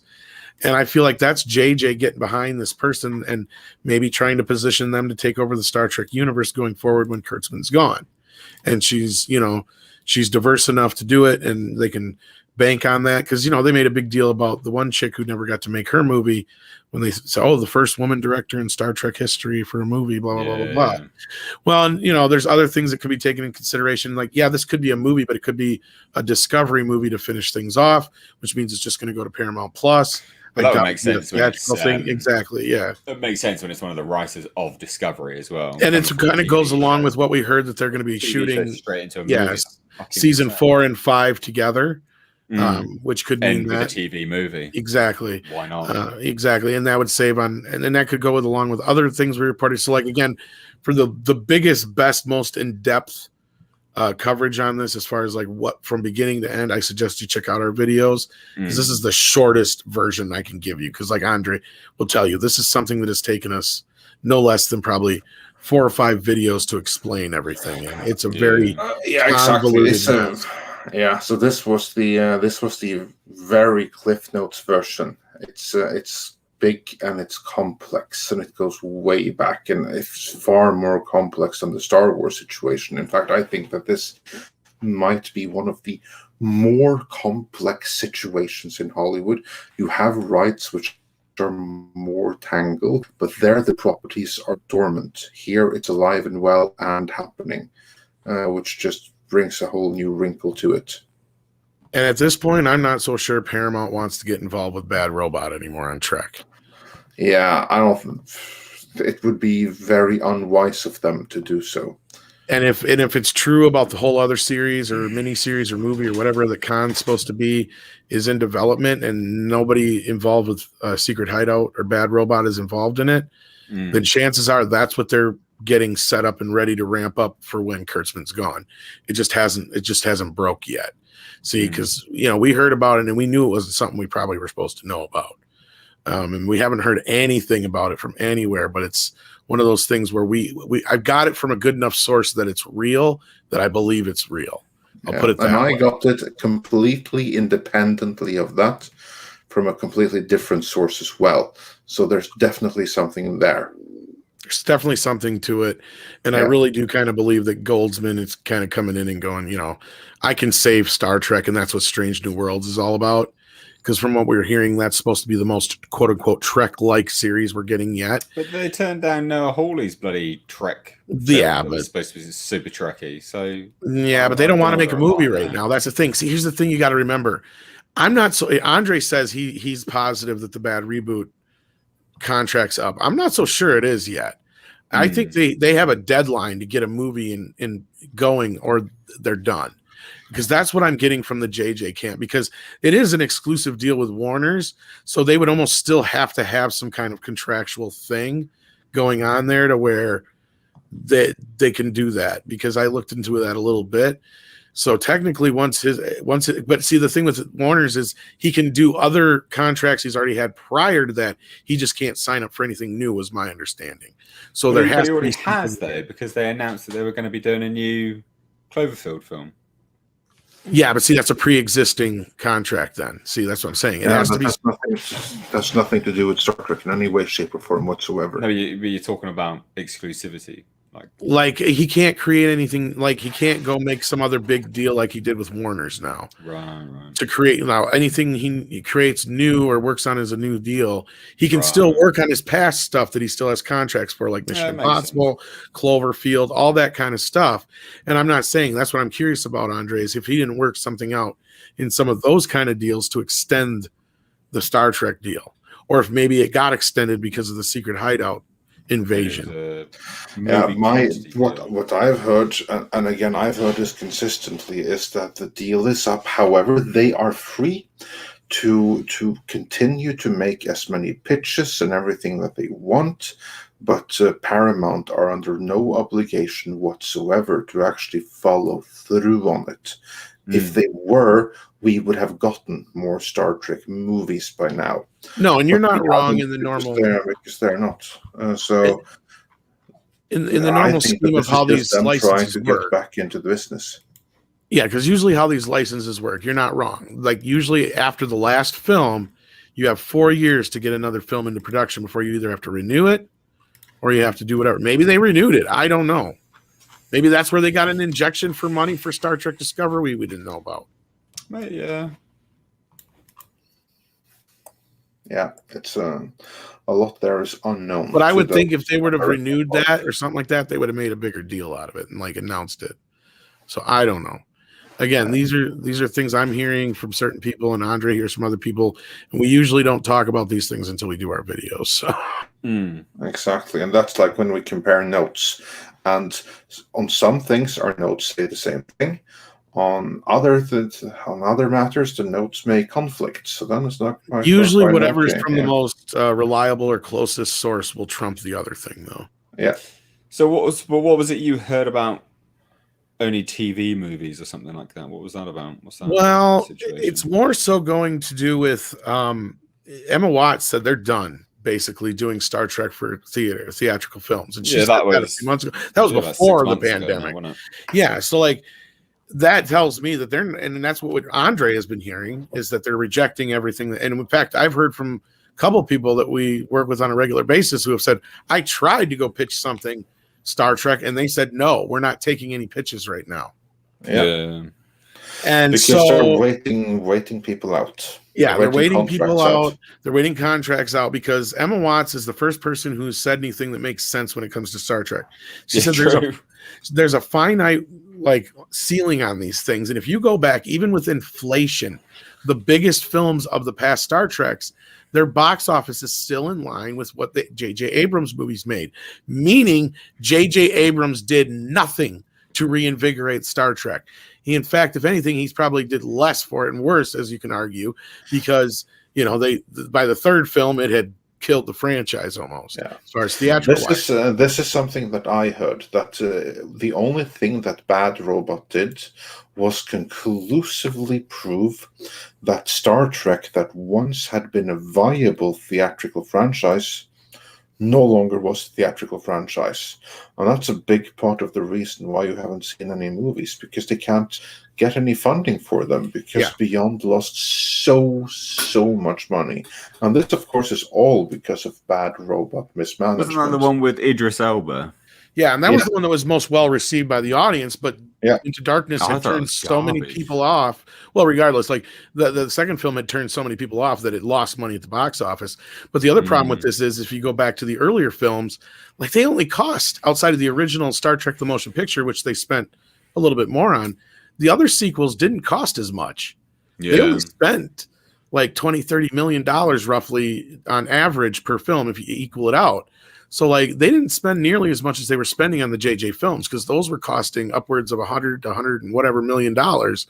And yeah, so they weren't making nearly that much back then on the back end. So they weren't. They were actually, like, that's where I said he was killing the franchise in the process of it all. Because even the last of the generation films were doing better box office wise in comparison with, if you compare how much they cost compared to what they made at the box office in inflation. Yeah, because in terms of actual viewership numbers, Beyond was, in terms of tickets sold, right back to where the franchise was in the 80s and 90s actually. And it's probably the same people that went to see it. Only difference was that the movies back then, they were scaled for that amount of people watching them, whereas the new ones, they were scaled to be 4-quadrant blockbusters that really needed like close to $1 billion in box office to actually make a financial sense, and that didn't happen. So what they did was that they proved that this is no longer a theatrical franchise in this market. Of course, it didn't have to be that way, but that's how they managed it, and because of that, that only told Emma Watts that okay, might have been great in the past, but right now this is a Paramount Plus franchise. No, absolutely. Let's just get to some super chats real quick. I can't pull them up anymore because they've disappeared, but we had one from Anna Folkenstahl at 1011 for 10 CHF. I don't know what that is actually. Swiss francs. Swiss franc. Oh, is it? Oh, okay, awesome. I like finding out what bloody currencies are. I find it interesting. And they said, I think those people try to get their sex fantasies, fanfics into established franchises just because they can. Also, if they have no idea of the law, they just invent things. Yeah, I'd say you're pretty accurate on that. Raylos are a real good example of that. Yeah, and absolutely, completely right with saying just, I want to get my own, sexual fan fiction in there. That is literally what they do. And self-inserting is a very real thing in comics and novels and things these days. It's bloody insane. We had a super chat from DJ Tyrant at 1014 for £4.99p. Thank you so much.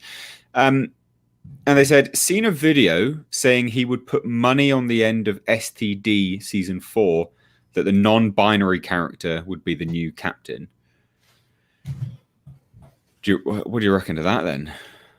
I don't know who they're referencing here, but probably just someone who made a video, basically. I don't think so, because it's all about Wonder Michael Burnham and how Michael Burnham is the savior of the universe.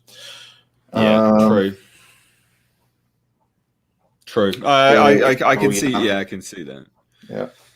I stopped watching. I don't even know what's happening at the moment. So.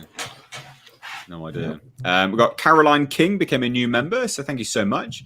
Hope you enjoy the members' benefits. Thank you. iCraft Design says Gyasi is Leox Gyasi, whatever it is McConaughey in Dallas Buyers Club. Yeah, yeah, because he was really quite good in that, but he didn't look too good in that one, because in that movie he has a certain viral illness that's not good to have. And then just to clarify a few things, the FTM22 says, why was my comment deleted? I highlighted some of the replies saying that YouTube just censors things. They genuinely just censor things. It's pain in the ass. So I don't know what it was that was deleted, but yeah, YouTube just is on a rampage. Now I thought we could talk about this though. They didn't make Trek 4 due to the funding, and also Chris Pine wants to be paid a certain amount to reprise. This is often cited as sort of the big bad. Oh no, not good. He kind of wants his money and all this, and that's the reason why. And they've put it on him quite a lot, but I don't see that as his fault, getting money which he's contractually obligated to, or was anyway. What do you think about this? Thoughts? This is Chris Pine for Star Trek. Well, the Star Trek 4, the direct sequel to the Kelvin timeline movies, that's no longer happening, and that is the reason, because Chris Pine, and it's not just Chris Pine, it's the entire rest of the cast. They were all promised pay increases from the past movies. And it was in their contracts, wasn't it? Yeah, it's in their contracts. So they have contracts. Problem is that those contracts mean that the movie is going to cost like $80 million before even a frame of footage is shot, and they simply don't have that kind of money to make it. And the only way that they could make a fourth Kelvin timeline Star Trek movie is by reducing the costs. They have to get the total costs with cast salaries up front included down to like the $80 million range. And if they can't do that, the movie isn't financially viable. But for that to happen, then those very cast members, they're going to have to agree that, yeah, you know what, we're gonna let you go away from a contract. We're gonna take a big upfront pay cut in return for a bigger back end. That's kind of like the deal that was offered. But they say, no, there's not going to be a back end. Like, for instance, take a look at Star Trek Beyond. Was no back end or anything there. No. They want your money up front. But if they get like with what's in their contract up front, then the movie isn't made in the first place. So yeah, and that's what killed Star Trek 4, and it's not coming back. And that's what you think it's never going to be made then. I mean, I don't think it will either way, but it's just interesting to discuss. The only way I see Star Trek 4 happening is if Tarantino just up and decides he's going to make it, and that's not going to happen. Nope, it's not. He's officially done anyway. Didn't he say that he wasn't even going to direct it or something recently? Yeah, he wasn't going to direct it, and then I think he confirmed that it was dead, but we said it was dead way back when anyway. He was never going to direct it. Yeah, he was never going to direct it. Yeah, that was all fake news. That was planted and put out there to try to lure in investors. There was never any chance that he would direct it, produce it maybe, but not direct it. He came up with a Never gonna concept happen. and produced it. Yeah, that was going to be the deal. Yeah. God damn. And that was just so they could attach his name to it and sell it. And yeah, I mean, he actually talked about, I don't know if you ever heard it, but he talked about his when he was dealing with JJ about the whole thing, and that just threw a whole lot of shade on JJ. Because JJ's like, nobody gets it. You can do whatever you want. I don't even get it. Nobody cares. Nobody likes it. Just do whatever you want. He's like, just to get it done. That's all you can tell. Like, it's this, and that's where I say I'm not so sure that it's completely over yet, but it might be soon. But because like it's this incessant like need to get another Star Trek made, no matter what, as long as bad reboots are attached to it. You know what I mean? Mm. Because that's where the contract is extended and they get their production fee, which is considerable, even if the movie doesn't earn any money for the ultimate bill payer, which is the investors and the studio. They don't care about that because they still get theirs. That's all that matters. Yeah. Eddie Ruffic USN Vet for $5. Thank you so much. He says, on your recent video of Geode's intro for Star Wars, The High Republic, I assailed your video with puns about Geode in particular. For that, I apologize. Never apologize for being punny. All right? No, you guys have been doing some great puns lately with this rock thing. I mean, they asked for it. They asked for it. Puns are epic. But no, definitely keep it up. Love some good puns. But yeah, I mean that. But this is what it comes down to, isn't it? Like seriously, like what an absolute the state of both properties with Star in their name, Star Wars and Star Trek. They are just they're just in the bin, aren't they? Yeah. Can you see them recovering from this either franchise? Because currently, like, if you're looking at where they're going, both are going to the small screen more and more, right? Like both of them are. Both of them are doing spin-offs again. Like you got Star Trek, the little cartoon, funny Futurama wannabe. You've also got now Prodigies or something like that. The new thing, actually for kids. They're both actually following a very similar trajectory, aren't they, for how they're trying to branch out? So do you see either? Well, one, that's interesting thing to discuss just on a whole, why they're both doing exactly the same thing. But secondly, do you think that will actually save it? Either? No. Straight down the line. No. Yeah, I don't think that either of those franchises will ever return to what they were. I think they have both been supplanted in pop culture by other things.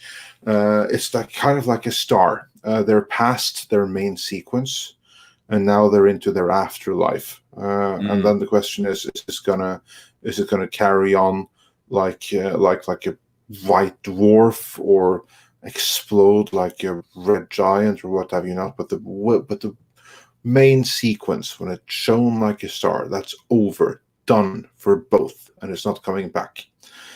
Only hope is that it can find like some way to continue telling stories and to be relevant for the portion of the audience that hasn't given up, and maybe recruit some new ones to carry on for a few more years. But isn't that what they're doing now? That's what they're trying to do. If they'll succeed in it, it's a completely different matter. I mean, the what do they call them? Drekkies, Star Trek Discovery fans. Yeah, they are, how many are they? Well, I mean, there's enough to be little dipshits over on the videos that I've made. Yeah, it's enough. It's enough to do that.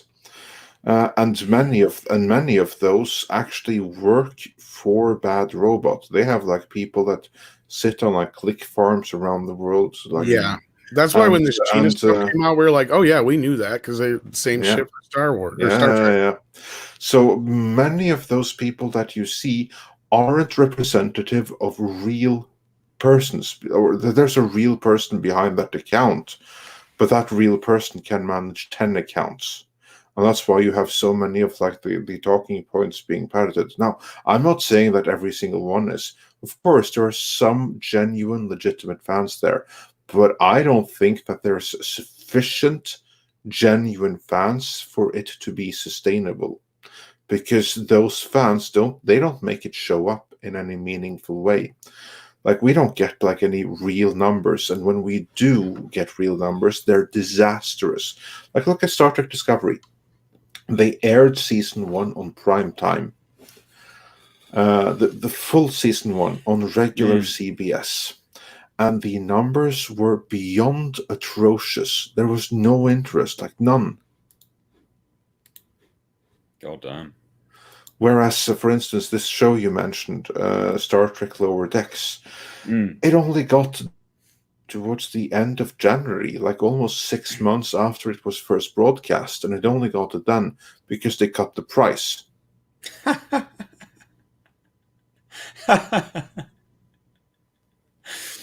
Oh dear, dear. And like, for instance, like these short treks, the ones that they made to earn some more money on Star Trek Discovery, right?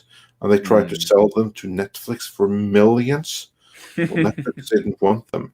In the end, they got like the season 1 short treks for free, and Netflix cared so little that they just dumped them into the trailer section.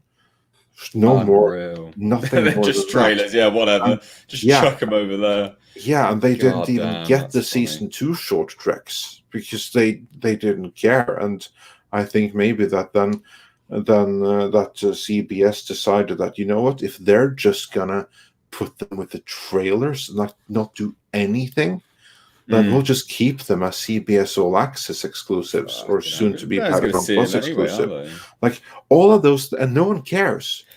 All of that is indicative of a franchise that lost touch with its audience.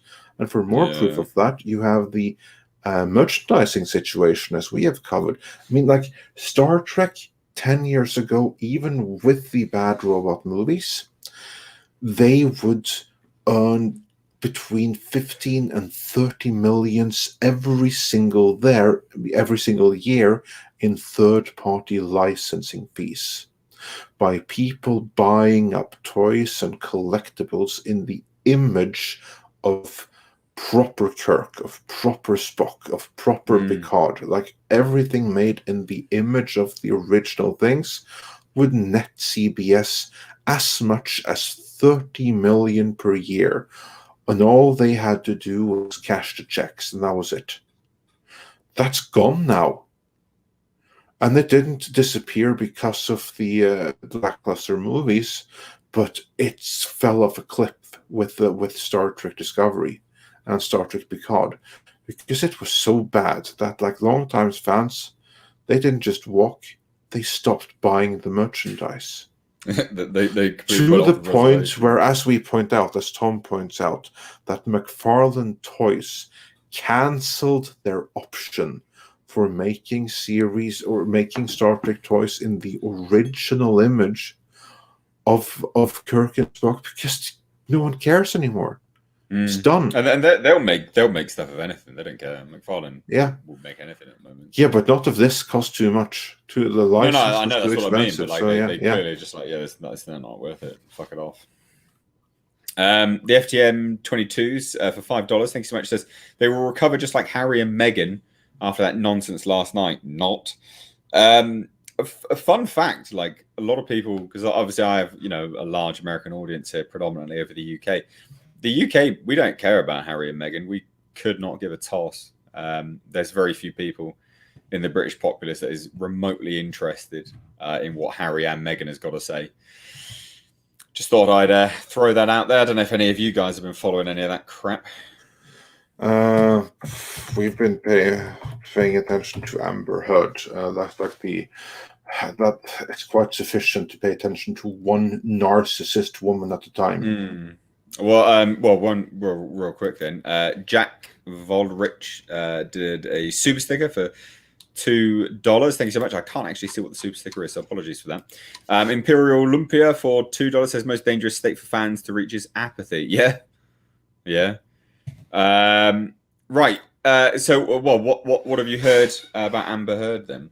That's fun, isn't it? What have you heard about Amber Heard? Because there was rumors circulating that she had been fired. That was actually from a Forbes article that just sort of popped up out of nowhere. I did a video on that a while ago, but then there's more ones now that she's been busted for substance abuse. Is that right? I don't know, but last time we heard with from our good friend Mikey Sutton, there was no immediate risk of her losing her job, and that all of these rumors of her being fired are overblown because she has two strong backers behind her. One of those is Warner head honcho Toby Emmerich, and the other one is DC Films operation of Warner head honcho Walter Hamada. The two of them are staunch supporters of Amber Heard. God only knows why they would be, but they are. And as long as they are, she's not going anywhere. Then the blowback has to be so severe that they can no longer protect her. Only then will she be gone altogether. And I don't think we're there yet. But if there's like a new thing, then maybe. Who knows? But not so far. Oh, all right. Well, I mean, yeah, I mean, the Forbes article was never confirmation. It was literally just they just slipped in that Emilia Clarke had replaced her, but that was never confirmed. It was never followed up, but it was also never rectified. It was just one of those weird little like anomalies that was kind of out there. Exactly. And then it's a hot topic to talk about Amber Heard anyway. So I think a lot of this stuff is for SEO. Personally, I think a lot of people have just been jumping on the bandwagon and just making bollocks up, as does happen in the world of pop culture. People do make shite up that don't put it beyond anyone, because they will absolutely do that, and they probably have done here. But yeah.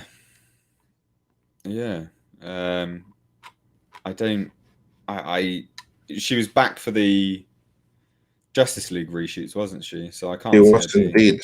She's one of 3 cast members that we know of to film new scenes, and those 3 are Ben Affleck, Jared Leto, and Amber Heard.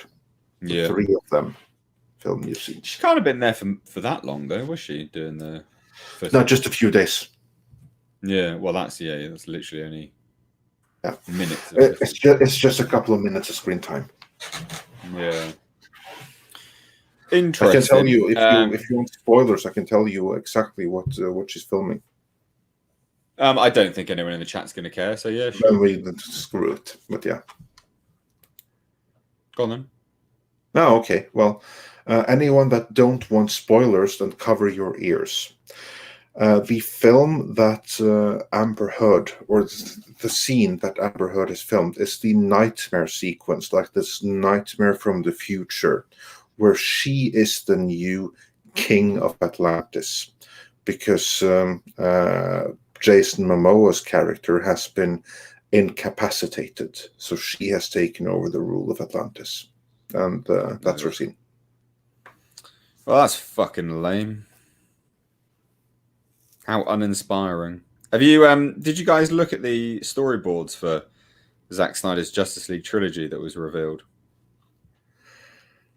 No, not really, but I'm familiar with the story that the plan was to tell over the course of a trilogy.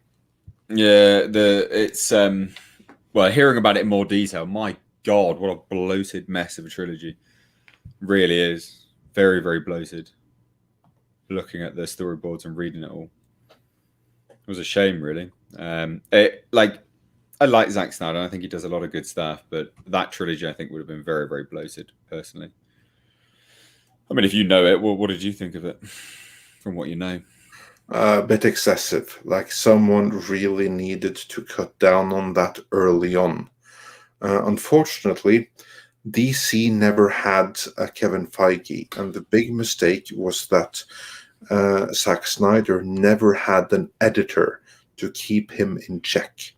He never had, or someone that would serve as an editor, I should say, that he has all of these ideas, and then he needed to give them to someone that could say, yeah, okay, we can work with that, but funnel it down. Yeah, exactly. He didn't have that. Instead, he had too much control, and then he had the powers that be at Warner that every step of the way said, yes, oh, fantastic, genius, love it. So he was cheered on with everything, right up until it was too late. And then they were like weeks away from shooting with this really bloated thing, and there's only limits to what they could change. That's the problem. I want to address like this Oprah Winfrey and bloody Harry and Meghan interviews going crazy in the chat. Lots of people saying, lots of people talking about it. It's fascinating, to be honest, to take a look at it, right? Because Oprah is a nobody over here in the UK. No one cares about Oprah. No one could give a flying toss about her, right? She's literally a no one here. And I know in the States she's got this like godlike status. But it's a funny dynamic, is that the only people in terms of keeping Harry and Meghan's popularity alive and also their wealth currently are guys in the States, because we're not interested. We don't care. Like they've left the UK. No one cares about them anymore. But it's because the US populace loves the royal family. Like by and large, if you look at it in polls and kind of what Americans do and stuff, they're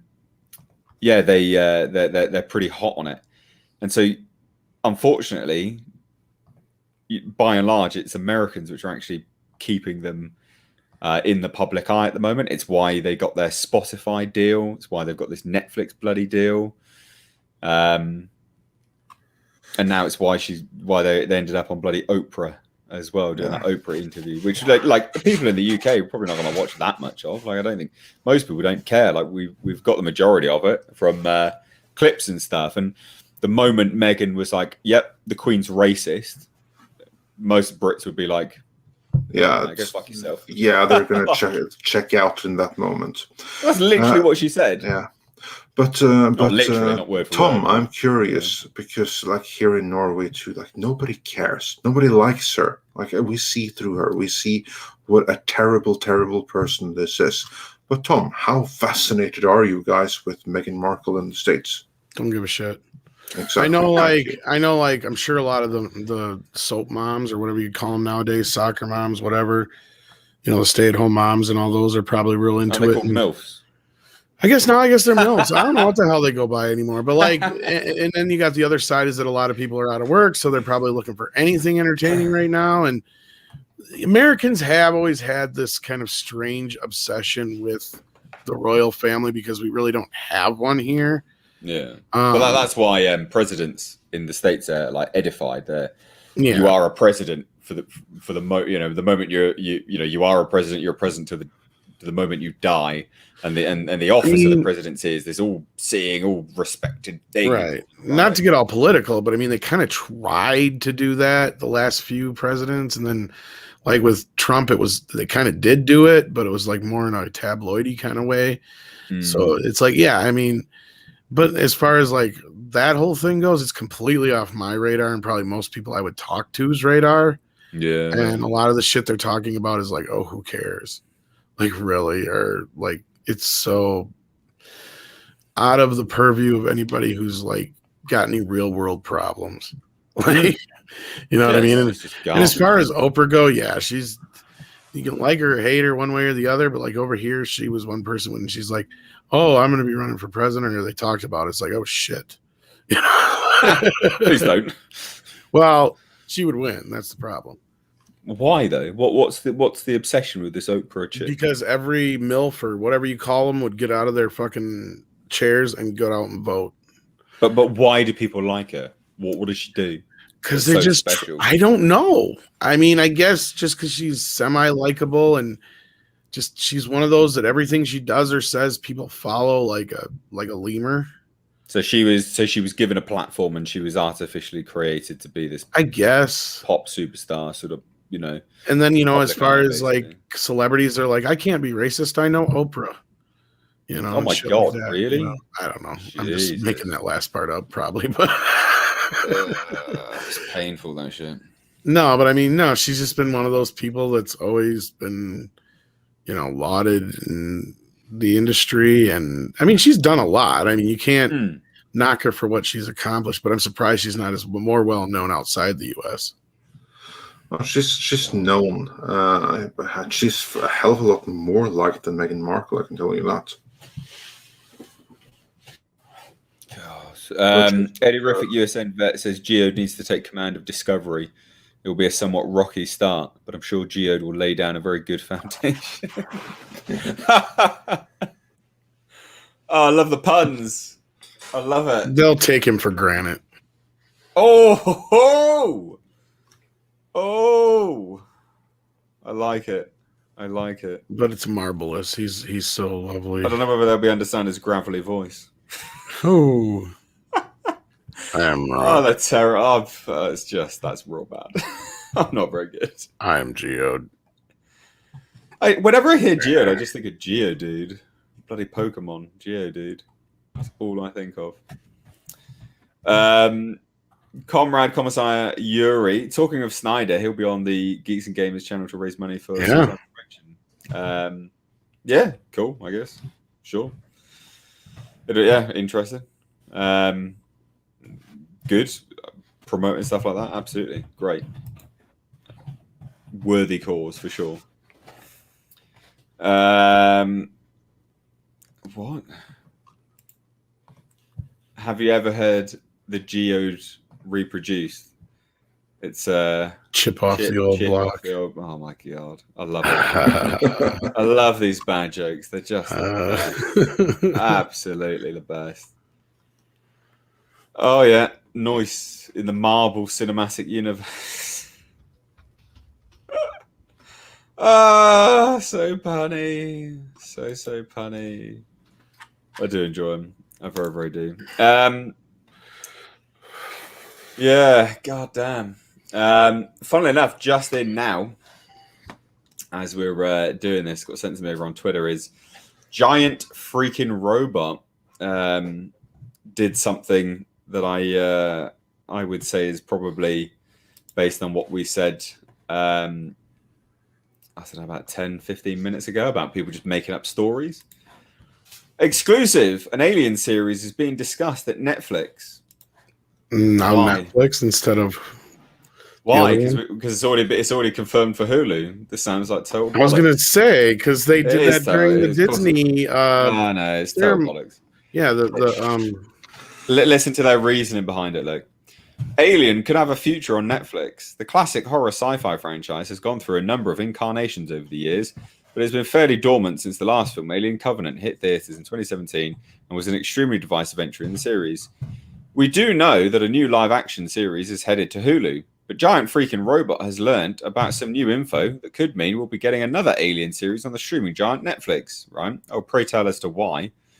According to our trusted inside source, the same one that did blah, blah, blah, blah, blah, this is what they do. This is the same as We Got This Covered. They just fucking spew absolute garbage and then go, yeah, but our other source that told us this information that was right, they told us this as well. So, anyway, an Alien animated series has been discussed at Netflix. We knew that already. It was an AVP anime, dickhead. The streaming service has become a haven for adult animation in general. So Hulu could do that as well, dickhead.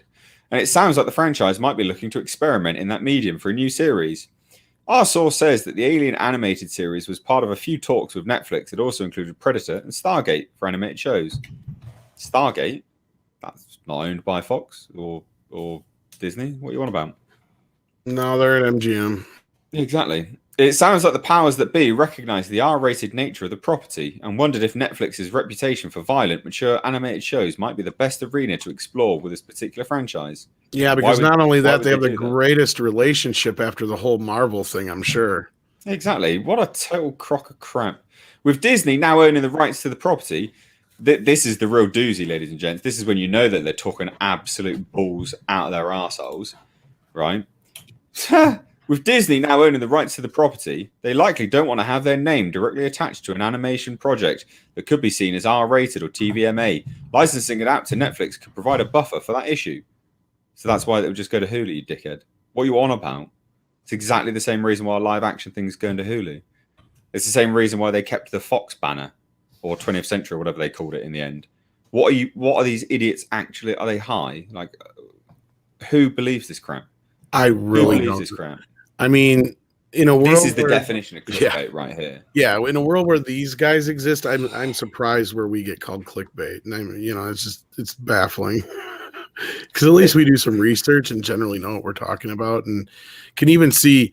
We've taken stories and I'll be honest, we thought were bullshit and turned out to be true, but generally we at least take the chance that it's probably bullshit, and more times than not it's been bullshit. So if something sounds like bullshit, smells like bullshit, looks like bullshit, probably is. And then they round out their thing by saying, however, we're not sure how long ago these talks about an alien animated series with Netflix took place. Well, surely you'd know if your source told you. With Disney announcing that a live-action series will be landing on Hulu, will they be putting all their chips into that basket as far as their best bet for managing the franchise? Do they want to test the waters with Hulu series to see what else consumers might want to see from a new addition to the property? If so, could they decide to pull the trigger on the animated series? An alien animated series on Netflix does feel like a good idea. It would decrease the budget necessary to properly execute the elaborate, but they've already greenlit a big budget one for Hulu. And it could offer the opportunity, eh? Yeah, good going there. It's just nonsense, isn't it? Is this the same person who wrote the article about Chun-Li not being in Mortal Kombat? Just out of curiosity. Well, I mean, it sounds like it, doesn't it? Let's see what else they've written. This is by Drew Deitch. Exclusive Luke Skywalker solo series in development for Disney Plus. Exclusive Liam Neeson will star in Qui-Gon Jinn series for Disney Plus. Do you know anything about these things that they're apparently saying that's exclusive? Are you? This is what they've been saying. What the fuck's he gonna do? He's dead. And how are you gonna do? Make him younger? Now, if you're casting another younger person to play a young Qui-Gon, that'd be a totally different scenario. Let's have a look. Let's see what they say. Let's see what they say. Look, according to our trusted sources, the same one that is blah, blah, blah, because this is what they do every single time. Yeah. Liam Neeson is in talks to return as Qui-Gon Jinn. Disney is in the early development stages of a series that would focus on the Jedi Master from the first Star Wars prequel. The story would obviously focus on his life prior to the events of Star Wars. No fucking shit, really. But our source could not confirm just how large a swathe of Qui-Gon Jinn's backstory would be explored in this proposed series. Well, clearly quite a bit if it's a whole series, you idiot. Are they going to de-age him then, or what? It is not even clear if Liam Neeson himself would be featured in the series. But your headline is exclusive. Yeah. Liam Neeson will star in the series with Disney Plus. Now, there was the rumor going around that he's having a cameo in the Obi-Wan series, which would make sense. Like him coming back as a ghost spirit and talking to Obi-Wan or something. That I could buy. People, unbelievable. They've even got an exclusive Predator series being discussed at Netflix. Isn't it? Oh my god. Oh Lord. These people. What's wrong with them? And we get called clickbait. I know. Unreal. There you go, ladies and gents. That's a giant freaking robot. Never go to that website. Never. Well, the other thing that's really stupid, and I'll tell you this from somebody who actually has sources, as I'm sure Mr. H will back me up on this. The last thing you want to do is start going around saying that, well, this is the same source that told me this. And you can't link them all together. You exactly.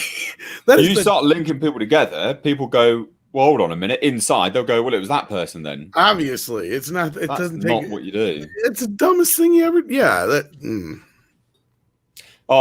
Guys, exclusive Star Wars, Star Trek animated series characters are coming to live action. There you go. There you go. Why don't they make up a story I actually want? Oh my god. Oh, Scarecrow is the next Batman villain getting a solo movie. Exclusive. Uh-huh. They got so many exclusives here. Just constantly. They're just blowing up with exclusives. Sooner or later, one of them is going to hit. Well, that's the same as We Got This Covered. It is exactly the same as We Got This Covered. And they follow exactly the same trend as We Got This Covered. They'll list something. They'll get us from this source. And this source also provided this, this, and this. Here you go. Here's what they're saying. but actually we can't confirm AKA it. the same guy who made this shit up. Yeah, it's probably, honestly, this is probably the same people behind We Got This Covered. I'll bet you anything. Probably. And I really it hate that sounds like because- the same structure. Yeah, It's exactly the same structure. There's really nothing different about it. It really demeans us who do try to do real reporting from actual sources who have to stay, you know, and not just so much for their jobs in some cases, but like recently with a lot of the like Gina Carano stuff, I've had a lot of people reach out and say that like they can't even be seen discussing shit or, you know, following or, you know, what have you, certain channels and stuff because they're so scared. And I mean, they're scared of being canceled, not just losing their jobs. Not only that, like I also like when I learn like some really specific information, like people that give it to me, they like to like read it before we go through with it to make sure that it's sufficiently vague and nondescript that it can't be traced back to them, because the information I get directly firsthand is often so specific that it can be traced if repeated verbatim to that one person. So it needs to be like diluted before public dissemination. And for them to then go and see, this is the same source that did this and this and this, like leaving the breadcrumbs to identify such We a would source, never you would do that. know. Unreal. Like no one should be doing that. And like for anyone that does that, they're not really serious. No way, because there's a lot of shit we leave out on purpose. Yeah. Yeah, you have to. Yeah, you have to, because if you give every single detail, you're going to blow that source. Because No then shit. you're going to be able to say like, okay. Because then you know that this information could only come from that one department, and there's 5 people there. And then Yeah, and the other side of it, done the job easier for them. yeah, I was just gonna say, not only that, you can also trigger something you don't mean to. Yeah, I Because mean, if they you want know to keep them something as a gets source out as there, well. yeah, and if you get something out there, and then it could trigger the opposite effect, you know, or put something in motion you don't want to happen, out of retaliation. We've had situations like that. I can't get into specifics, but yeah. Bird Boy says Qui-Gon, Ghost, Yoda, Force talks are must in OB show. Yeah, I mean that makes sense, but Yeah, you know, even a young a Qui-Gon series does make sense. In fact, I mean, it does to a point. Because why? Because he's a character we don't know a shitload about, and he's an actual OG character. We know he gets cut in half. Like, yeah, we know that, but we don't know why he's treated the way he is by the Jedi Council. We don't know the backstory with him and Dooku exactly yet. There's stuff to be mined everything there. has to be explained. But again, I agree with you for the most part. I'm one who dislikes going back to prequels and putting yourself in a corner. So yeah. One super chat real quick. Eddie Ruffick USN Vet for $5. Thank you so much. Says Qui-Gon Jinn talking to Aunt Beru. Don't mess with me, for I have a very special set of skills. I will find you and I will hunt you down. Taken 5, absolutely. Thank you so much for that, Eddie Ruffick, as well, my dude. You've got to be shooting off now. Well, both of you guys, I think, haven't you? By the sounds of it, you pretty soon here. Yeah, I got like a good 5-10 minutes. Yeah, I got a good 5 seconds. So. All right. Well, Andre and Tom are both on Midnight's Edge, ladies and gentlemen. Very complimentary sort of content based from what I do. Different, but complimentary. If you head on over there, look at the channel, you like the stuff, hit subscribe. If not, don't subscribe. There's no point. You can follow Andre on Twitter with his same handle there, Andre. I'm not even going to try and say your last name, my dude. Yeah, good luck with that. So yeah, I've bowed out. I'm not trying. Einherjar. Yeah, that's not too bad. Hideout. Yeah, I said that.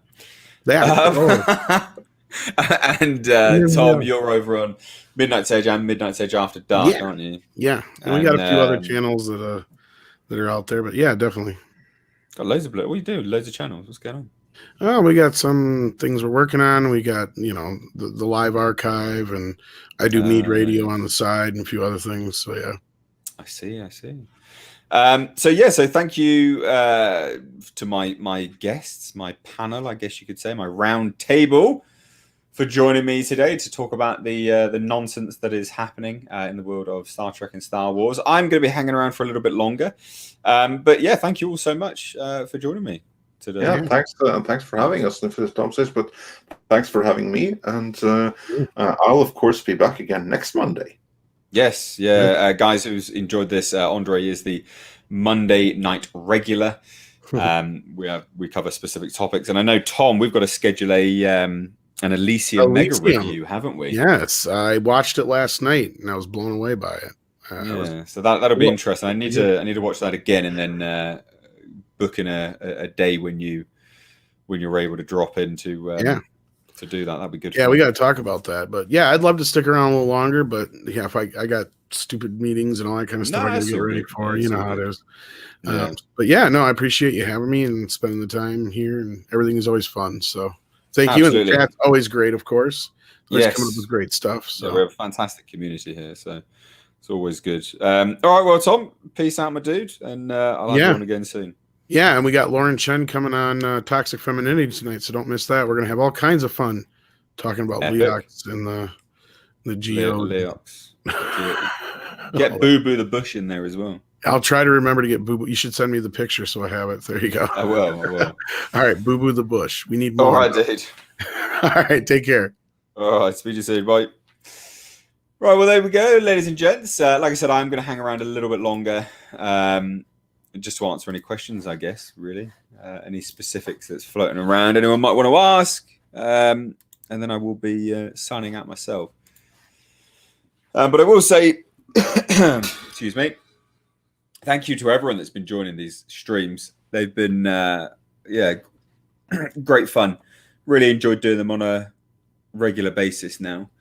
And also to everyone that's watching here, do you know that I actually have a Instagram and a Twitter? It is the same handle that you can see in the corner here at Missed 8 Reviews. Please do follow me over on both of those platforms. Some people might be interested, some people might not, but today I posted up some interesting bench press footage, and then I had little Jasper getting in the way, which was very comedically timed because he had a squeaky toy, literally chucked it on my bloody head, which was funny as hell. But yeah, so please do follow me over there. Let's have a look at the chit chat now. Ellie Moses, what's up, H bruh? Yeah, not much, my man. Appreciate it, dude. Project Acheron, great work, guys. Yeah, good to see you in the chat. Project Acheron, another channel doing quite original content, so it's good. Southeastern Kaiju showed up late. What did I miss? Quite a lot, man. God damn, quite a lot. I cannot say your name. Sorry. Hit like, people. Yes, definitely. Lauren is a sweetheart. She is. She's awesome. Had her on the channel a few times as well.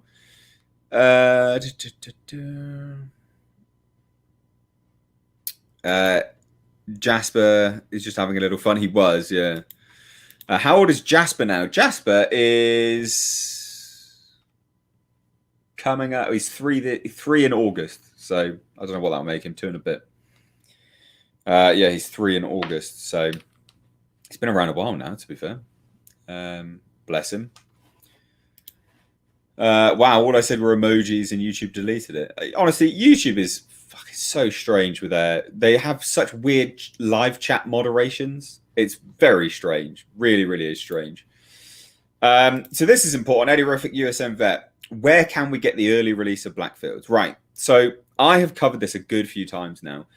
And I've done I did an extensive video on this. And this is, I'm not having a go at you, by the way, Eddie, my dude.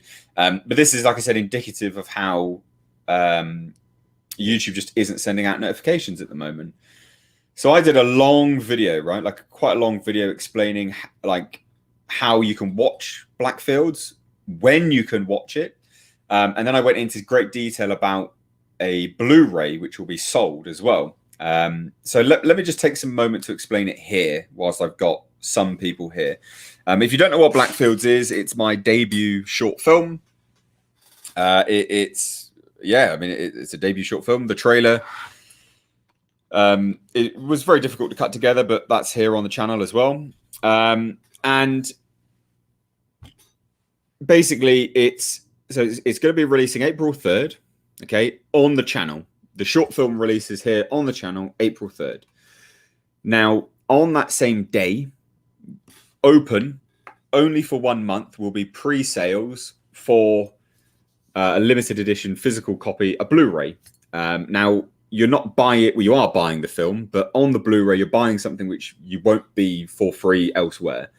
And now the reason why that's not open for pre-sales now is because I want people to watch the film. If they like the film, then you can buy the Blu-ray, because the Blu-ray is an hour-long documentary of how the film got made. So it's fly-on-the-wall interviews, footage, never-before-seen stuff, candid, like, you know, literally live shooting, everything that you probably think that you want to ask a question of or see behind the scenes is all there. It's a very big hour-long documentary. Lots of stuff going on in it, actually.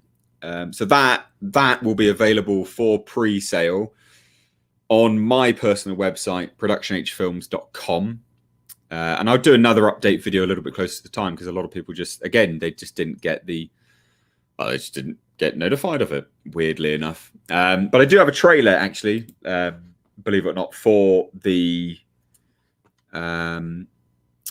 behind the scenes, if I can remember where it is. I think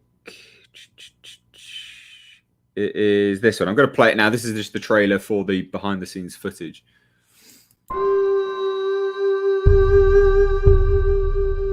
Action!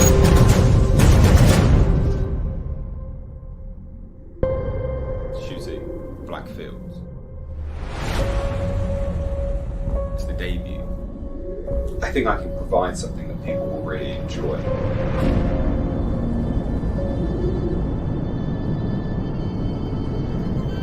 They believe in age and they believe in the idea. Onward, brother! Dark fantasy, Viking-esque, that was going to be my initial hook.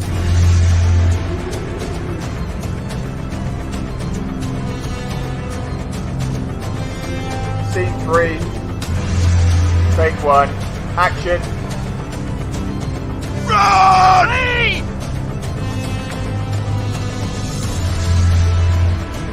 Super happy with this. It's come together really well.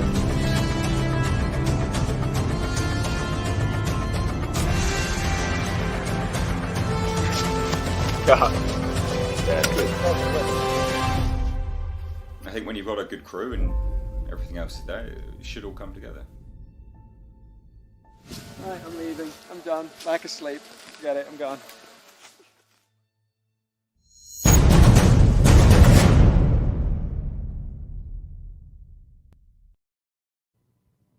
So there you go. Sorry about that. I kind of just threw that on you a little bit suddenly there. But that's the trailer for the behind the scenes documentary. That's an hour long. So yeah, so that's basically what you're buying on the Blu-ray. So like I said, sorry that, you know, a lot of people weren't notified about that. But that's kind of why I hammer it home in some videos, saying, look, please do check your subscribe. Please do turn notifications on. Just because when I get questions like, when's the update on Blackfields? It's like, well, the last update was already sent out, so I know people aren't being notified. It's very disheartening. Eddie Riffic USM Vet says, Miss H Reviews, sorry I missed your video. No, honestly, don't be sorry. It's going to be YouTube's fault. Fictagious sent you things we talked about via email. I replied, I believe. I'll check again, to be fair. What was this, Mr. H? What do you think about Henry Cavill possibly playing Captain Britain in the MCU? I think it'd be great. I mean, Henry Cavill can do no wrong. Like, I actually do think he's a pretty decent actor, to be fair. So yeah, I'd like to see him do. Yeah, I think he'd be good as Captain Britain. I think he'd be a little bit wasted in the MCU, though. In fairness, they don't. Yeah, I think he would be a bit wasted. I'd like to see him branch out and do things which, people probably say is a bit typecast for. I'd like to see him do James Bond. I'd like to see a sequel to The Man from U.N.C.L.E. I think he was great in The Man from U.N.C.L.E. There's a lot that I think he'd be good in, to be fair. Robert Altis, I wasn't really notified even about this stream. Yeah, so streams are a weird one. YouTube rarely notifies anyone about streams. But what I would say is, if you don't get notified of things, follow me over on Twitter, because I share out my streams over on Twitter at Mr. Reviews. It's the name on here. So head on over to my Twitter, because I chuck videos up there. I chuck these streams out there, so you will know. Hopefully.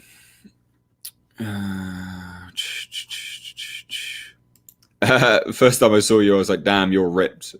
Cheers. Appreciate that. I have a history of I've competed as a bodybuilder and done powerlifting and stuff like that. I appreciate that. It's just something I do these days. But if you want to see any of the training I do, you can find that over on my Instagram at Mr. Reviews, because again, I posted up some. I don't normally do any footage and stuff like that over on Instagram. It's quite rare that I do, but today went really well. Found my flow again with training, so I thought, well, I just post up a quick video. Why not? And there's lots of Jasper stuff over on Instagram as well. So that's always up there. But I will probably do another, like I said, I'll do another video just to tell everyone when things are dropping for Blackfields. Let everyone know, because again, no one bloody knows. Such a pain in the ass. Oh dear, oh dear. Who has bigger arms, you or Tom? Well, Tom's image is photoshopped. None of mine are photoshopped. So there you go. Oh dear. What was this? The Snyder cut leaked? Did it really? I know there was a rumor dropping around that for quite a while ago. I don't know whether it actually has done though. Has it actually leaked?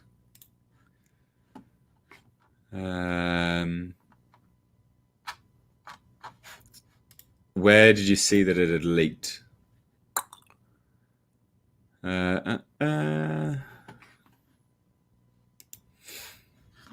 Yeah, I can't imagine it would have leaked, to be fair. Maybe it has, but no major sites are reporting on it. So, interesting. How more downhill will the High Republic go? Honestly, until they're in the bin. That's where they're going to go. They're going to go down straight into the bin. Yeah. Miss H Reviews, I've been suspended on Twitter, but I still follow you on Instagram. Maybe that's why notifications have been spotty. Maybe. Although I did, even on Instagram, I posted a screenshot of my tweet, which was saying, we're now less than a month from Blackfields release day, and Blu-ray pre-orders opening up. Are you excited?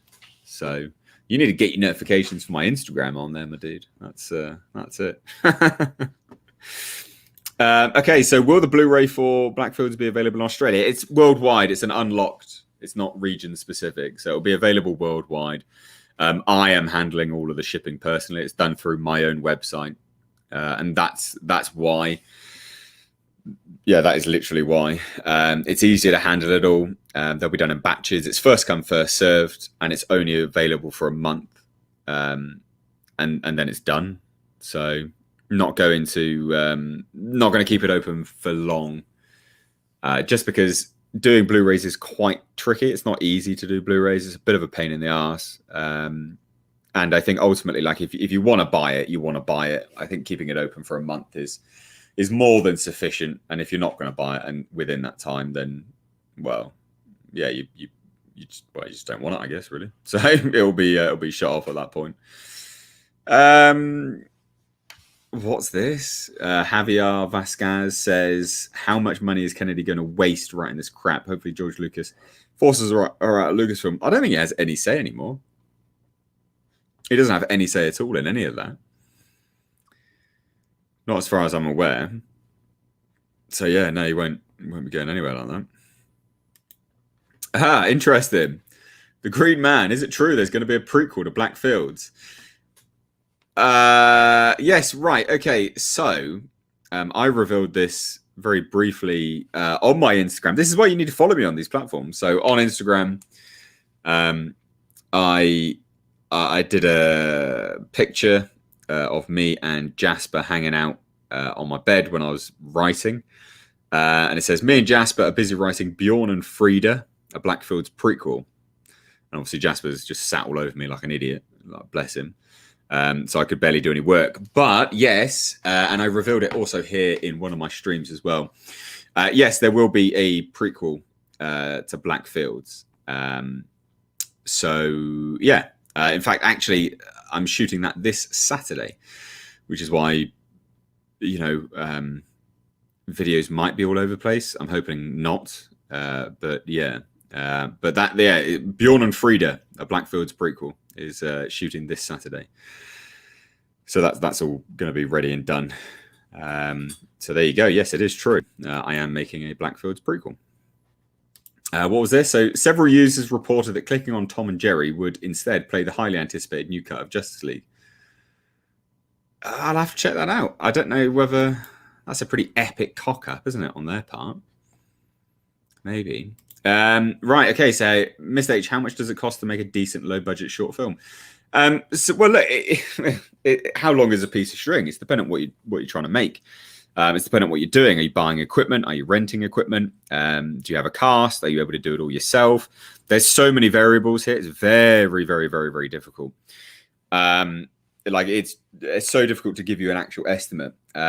So to put it into some slight semblance of perspective, like Blackfields had a tiny budget, and I do say tiny because it is tiny budget, but that still cost 35 grand. But you know, getting loads of costumes together, like there was a lot to handle on Blackfields. Costuming, weaponry, import fees, charges, accommodations, hiring bits and pieces, expenses. There was a lot going on in that. So that was about 35 grand, and that's tiny. That's a tiny budget. But then that's a tiny budget for the kind of film that it was. You know, lots of prosthetics and things like that were used. But then you flash over to the other film I made, which is Breaking Lights, which will be released after Blackfields. And that one, that was made on no budget. And that one came to, I'd have to take a look at the account specifically for that one. But I think it was about 7 grand. And that one was only, what was that? I think that was mainly due to accommodation is what eats into the budget mainly, and food and things like that. That's the main thing. Accommodating people is just a fucking pain in the ass. So yeah, so there you go. But it can be anything. Like it can be whatever it is. Now doing this prequel, that's made. This prequel will be made on less than $1 grand, because a lot of the costuming and things, no, it'll be more than $1 grand, because a lot of the costuming and things like that's we've already got it all, but it still needs quite high-end prosthetics, which the prosthetics, silicone prosthetics, have been custom made for this.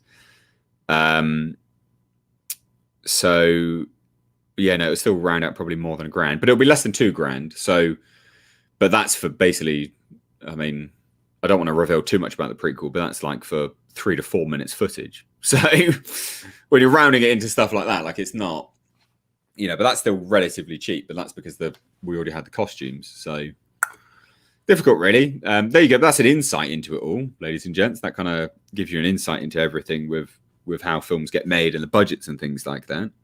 Hopefully that's good for you. Hope you enjoy that anyway. That's just as transparent as possible. What's the title of the prequel? I've said it a few times. Bjorn and Frida. Definitely buying a copy. Always love supporting a fellow Brit and independent cinema. Why no footage of yourself in videos lately?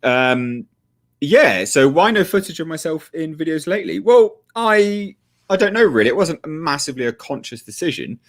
Across the weekend on Sunday, some of the stuff I was doing. So there was one, the Alien Isolation. I was in that one, obviously. And the other videos, it just didn't seem. I don't know. It just didn't seem to have any real purpose me being in it, to be honest. And then today, I wanted my review of Boss Level to sort of stand up for itself. I didn't really see the point of me being in the video. Yeah, I don't know really. Nothing majorly conscious, to be fair. But it's interesting that people have actually noticed. I didn't think people really would, to be fair. I'm interested in the Blu-ray. Well, good. I appreciate that. Someone has asked, what's the runtime of Blackfields? It's, I think, 14 and a half minutes, if I remember rightly. No, not camera shy, considering there's thousands of videos of me on here with my face in here. Nothing to do with being camera shy. I also like the not being on camera on stream was definitely a conscious choice, because when I stream with other people, I'm like the only fucker on camera, and I'm just sick of it. It's just pointless. I feel like if you're going to stream with people, you have to kind of match what the majority is like, because it sets the precedent, it sets the tone. So there's just no point really. Yeah, it doesn't make sense being on camera on a stream when no one else is. It's like, well, there's literally no need. Pimple on the nose. No, literally, like I turn my camera on. There's no issue. I'm all normal. Literally nothing at all. I've got doggo hair as normal. There's nothing different. It's the same as always. There's just no point in me being on camera. That was the mindset, really.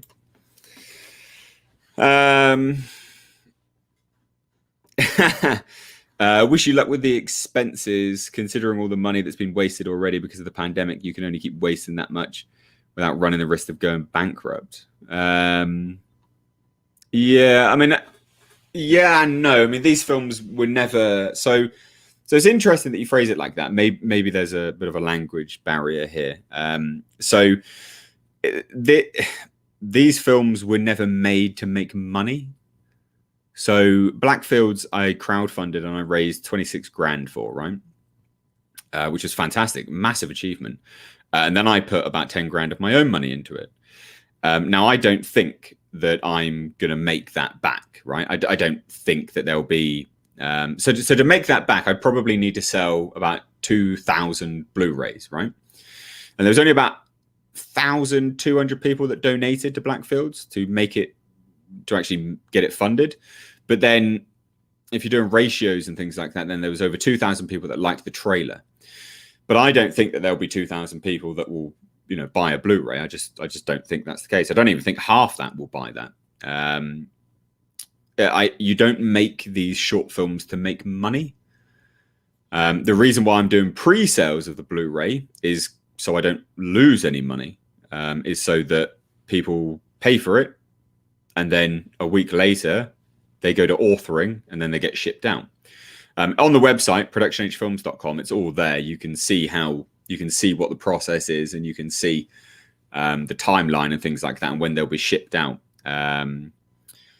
So yeah, no, it's not done for money, but it's also like, it's not a waste because it's a calculated one, I guess, to a degree. But then most people would see it as a waste of money because you're not making it back. So again, perception, isn't it? I guess. Larry M. Narcissism isn't one of H's qualities. Many more should dispense with it as well. I am the same way. Yeah, I mean, look, I don't care about being on camera at all. Some things it makes sense to be on camera. Sometimes it doesn't. Like I did the comical Geode video where I was sipping out of my Clown World mug and things like that. But that's a riff, isn't it? You're trying to make a joke, to be fair. And you kind of have to be on camera for that. But yeah, I'm not interested in it. I'll either be on camera or I won't. I don't particularly care regardless. It's either or for me.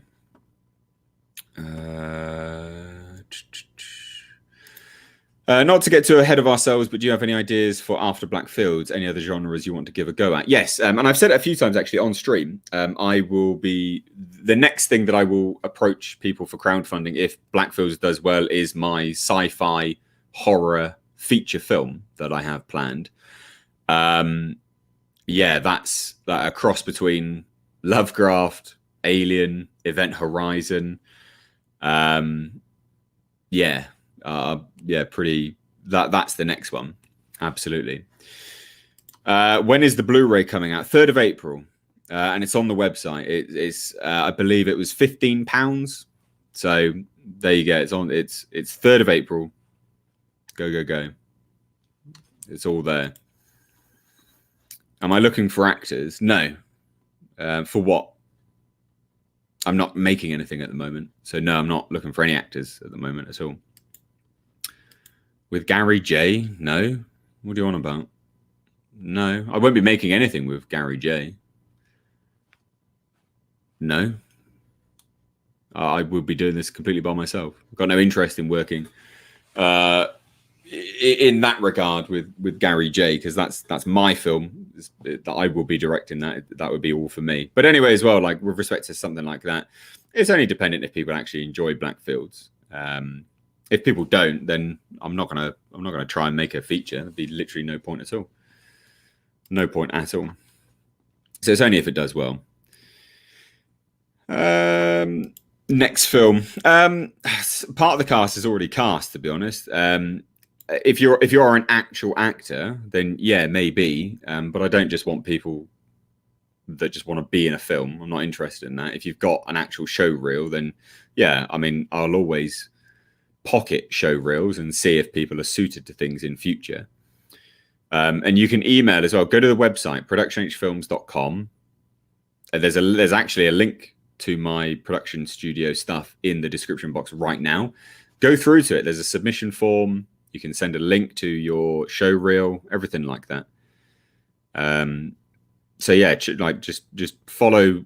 There are processes that need to be done for me to kind of get involved with people. So just follow through all of those things, and I'll check it out. What was that, dude? It's just good to see someone doing their thing. That's what's needed right now. Yeah, I mean, look, not everyone's going to like Blackfields. I think there'll be some people that, absolutely hate it. Like, of course. But I personally love it. And I know that my main hope is that those that donated will get out what they want from donating. Those that didn't donate, you can either like it or not. In fairness, I actually don't care whether you like it or not personally, because you didn't donate it, you didn't fund it. I pitched this for people to fund to get it actually made. So if you put your money where your mouth is, at that point, those are the people that I really do need to please, because they're the investors. That's really important to me. Yes, of course, it'd be great if people like it on a wider populace, but they're not the ones which really need to be pleased. They're not the investors, and they're only watching it because they're consuming it for free. Remember, so yeah, it's not. I obviously hope people like it, but it doesn't get me anywhere if people just like it and then they don't help fund stuff in future anyway. So it's kind of like a yeah. Hopefully that kind of explains the mindset on it anyway. Will we get action scenes in Blackfields? I can't reveal stuff like this to you guys. Like it's just spoilers. So no. Who's done the music soundtrack? Mark Levy. It is it's a synthwave soundtrack actually. Yeah, it is a synthwave soundtrack. Not something people would probably think would work, but anyone who's watched it, and a few people have watched it now, actually. I've done a few test screenings for this film. Yeah, people really like it. Yeah, people enjoy it. So, I mean, again, there has been some feedback which I thought was going to come back on certain bits and pieces, and some of those things are subjective and artistic, which is, it's kind of like, well, do you throw away the artistic vision because you know that it's not going to appeal to everyone, or do you go with what you think is right for the film? Well, the real idea is to go with what's right for the film. You shouldn't just try to please the majority of people, because the people that funded it liked it because of a very specific pitch. So you need to appease the investors, if that makes sense. Kind of like this sit down and chill after stream. Yeah, I don't normally do these, but why not? I don't always have to have guests to talk to you guys. You listen to Synthwave? Yeah, I do. If you head on over to my Instagram at MrH the little name on the screen here, you can see some Synthwave in both my bench press videos actually today. There was Daniel Deluxe Infiltrator, which was in the first one where I did 120 kilos for 5 reps, I think it was. And then the second one was Gunship Dark All Day. And that was in my video. I did 125 for 3 reps, top end set.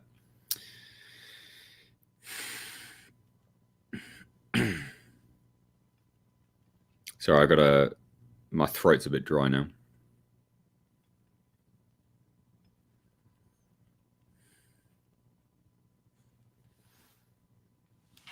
Right. Will you be able to monetize Blackfields? I just hope you can get something back. So, I mean, look, the short film will have an advert playing before it runs on YouTube and after it runs on YouTube. So the video itself will be monetized. There won't be an advert in the middle. There won't be any mid-roll ads. But there will be a pre-roll and an end-roll ad. So it'll be monetized in that regard, but it probably won't make any money. That will probably make, I don't know, $50 if that. Like YouTube doesn't make that much. It makes fuck all. So that won't make any money. It won't make anywhere near back, what I put into it. The only way that it would make back any money is with the Blu-rays. So look, it'd be great if you guys love it so much that you want to watch the hour, because it is an hour-long documentary that I produced. It's gone through numerous edits. I'm really proud of that documentary. It's so fun. I love watching that back. It's such a cool it's just so good to watch it back and just sort of be there again. And I know that people have watched it, have just gone, yeah, this is great. Like they really like it. So I hope you guys will want to buy the Blu-ray, because one, it's a limited edition thing. It's only available it's only available for a month, and then it will never be sold again. So I hope you guys want to buy it. But that's the only way that I would make anything back is through that. So not just from you guys watching it. It'll pay for a coffee, basically. It's not that's not like an understatement or an overstatement or whatever. When I say that, because I said that before on the Hellraiser videos, because I was doing those read-throughs, they just don't earn much from them, really. YouTube will penalize that video because of the blood that's in the film. So yeah, it won't earn much. Can you read this question? I can see your question. Yeah, you haven't put a question there though. Am I going to do a YouTube premiere for Blackfield's debut so fans can chat live? Yes, that was the idea. Yeah, because then it's scheduled as well, which means that people can then see it and go, oh, wow, yeah, build some hype for it. So, yeah, that was the idea. How many pages are the scripts for both of your short films? I don't know. I don't know to hand. They're on a different computer anyway. I have different computers for different things. So they're on my laptop, which I write stuff on. I don't sit down and type at this kind of workstation. They're on my laptop upstairs. So I don't know, I'm afraid. I love Gunship Dark All Day. The animated video is awesome. All the movie references in it are great. Yeah, and also Indiana the Girl, fucking banging hot. You watch that animated video and you're like, okay, yeah, cool. And then you see them in live action. You're like, all right, goddamn. Like, it's awesome. Yeah, super cool. Would you say you're more proud of how the documentary turned out rather than the actual film? No, not at all. I love the film. The film's great. Like, the film is, they're different, aren't they? They're like apples and oranges. You can't compare them. So no, like, not at all. They are polar opposite stuff. You cannot compare those things. So no, Not at all. I'll be getting the Blu-ray for sure. I supported your Lovecraftian project as well. Can't wait for that one as well. Yeah, so that one was actually edited and done before Blackfields. Blackfields was really complex. It needed so much stuff, and all of this stuff will be revealed after it's out and things like that. But yeah, like Blackfields needed a lot of stuff, like sound effects, Foley, so much fucking crap. A score created from scratch, but very, very in-depth score, which funnily enough, the score will be available as well on the Blu-ray. I've got permission for that. The score will be available, and it's an epic score as well. It's so cool. I've got all of the files for that to be put on. Yeah, on the Blu-ray. So I'm really happy with that. Gunship is awesome. Yeah, Gunship's really cool. Banging hot girl equals 20 out of 10 film. Well, maybe. Did I catch that right? A girl named Indiana. Curious. Yeah, I think that was her name, Indiana the girl. I think that's what she's called on YouTube anyway. Carpenter Brute Turbo Killer. You guys need to check out the music video. Yes. Yeah, so that's an awesome one. Super cool. You still got most of the props for Blackfields, or did some get wrecked? So I've got most of the props because we're reusing some of them actually. And behind me, right here, if I could move my fucking hand enough, that's a prop. This big staff thing in the corner, that is a prop from the film, which I've shown on stream quite a few times. It's like a goat's headed, devil-headed staff. It's actually called the Plague Staff. So that's a prop. Yeah. So I've got loads of props. I've got all of the weapons upstairs. Some of them are being reused for Bjorn and Frida, the prequel story. And then some of the costume stuff is being reused. And I think the costume stuff will probably be E-Date. So if you want a part of the film, then it will be up for it'll be up for auction, I guess. Yeah, I don't know really. I haven't made a decision on that yet, to be fair. You're reusing them. Interesting, from Bob Sav. Well, I'm only reusing certain bits, like that makes sense because it's a prequel story, so I'm not reusing it all.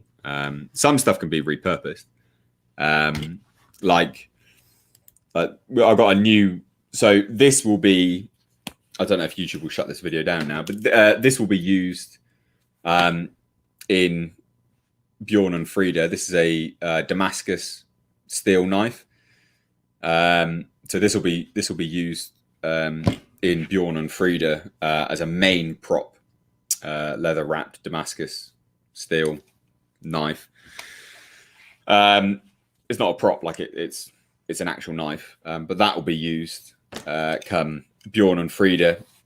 The prequel story, mainly just due to how the narrative goes, but the Warhammer will be used as well. Bjorn's Warhammer. Need to use that weapon again. It's awesome. So yeah. Are you going to sell the poster with the Blu-ray? So the posters were actually up for sale before the film got made. They were up on Teespring. Again, this poster here, the Blackfields poster, it was all up for sale on Teespring before. I might open them up again. I had Blackfields merch as well, so like hoodies and stuff like that. So yeah, they might be up for sale again. I haven't really decided. Now that's a knife. Yeah, it's a cool knife. Like for me, it's like I just open letters with it, to be honest. But I think it's a cool knife. I really like it. It's a nice thing just to have like around. I think it's cool. Who is Frida? Have you ever talked about that character before? No, I've not. But you could probably guess Bjorn and Frida. And if you do some research on Frida, what the name means, that'll give you a clue. Because everything has a purpose in my films, so go and look at what Frida means. If you had a Hollywood budget, what would you make? Your dream project, so to speak. I would do my sci-fi horror film. I think that's epic. I think the story's great. Which you'll like. Look, if you like it all, you know, you like Blackfields and stuff, then we'll go and I'll pitch you my feature film, but that will be expensive. We're talking £80,000 to £100,000. So that'll be a big crowdfunding job.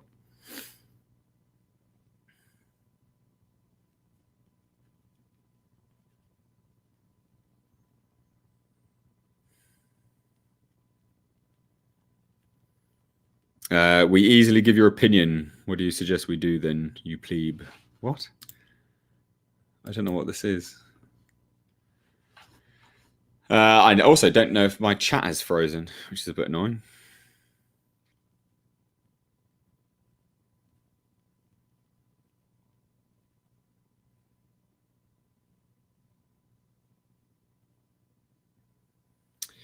Would you like to do an alien film? No, probably not. Would you like to work with David Lynch? No, probably not. A lot of people ask who do you want to work with? I don't really want to work with anyone. Not interested in working with people. I'd like to talk to people, but work with them? No. Like having conversations, I think, is better than just working with them, because working with them is completely different. Like I think you can you experience a different side of someone when you work with them, whereas you can get a potentially more advice and interaction and experience, not in a professional setting, just from having conversations. Would you put Jasper in one of your films? Jasper is actually in the behind the scenes documentary of Breaking Lights, because he was on set with us. So when that Blu-ray gets released, buy that and you'll see lots of Jasper. Stephen King says that plot can be the enemy of good writing. That sticking with the characters and letting them evolve is usually a better way to write. Any personal opinions on this? But I think that's all part and parcel of the same thing, really. I think you need to have a plot and then you need to populate it. So you need to have an idea of what the point of your story is, and then you populate it with characters. If the characters don't work, then you change them. But you can't change the plot for the characters, because then you have a messy plot, don't you? Your plot, your story has to remain the same. And if your characters evolve in a way that doesn't suit the plot, then you just need to change out the characters. That's just dumb if you didn't do that, really. I don't know. I don't get that. I think that's silly, really. Production H Films isn't on IMDb. Individual things are and the projects are. So Blackfields is on IMDb, so is Breaking Lights, and you can go through and find, all the details of them is on there. There's even some images behind the scenes stuff. But yeah, no, Production H Films isn't on IMDb, but the films are. So go and check it out if you want. Do you think your vision style came through 100% for your first film, or do you think it will evolve over time each film? Yeah, no, absolutely, it's evolved each time. There's stuff that I would happily change about Blackfields, of course. Do I like it as is? Yeah, absolutely. But if you fail to acknowledge that you would change things, then it's not. Do you know what I mean? It's not perfect. Of course, it's not. You'd be a moron and a narcissist and a fucking butthole ego if you think your first film is going to be perfect. I like it, and it's very close to what I wanted it to be. There was some things, vision and style, which couldn't be replicated, sadly.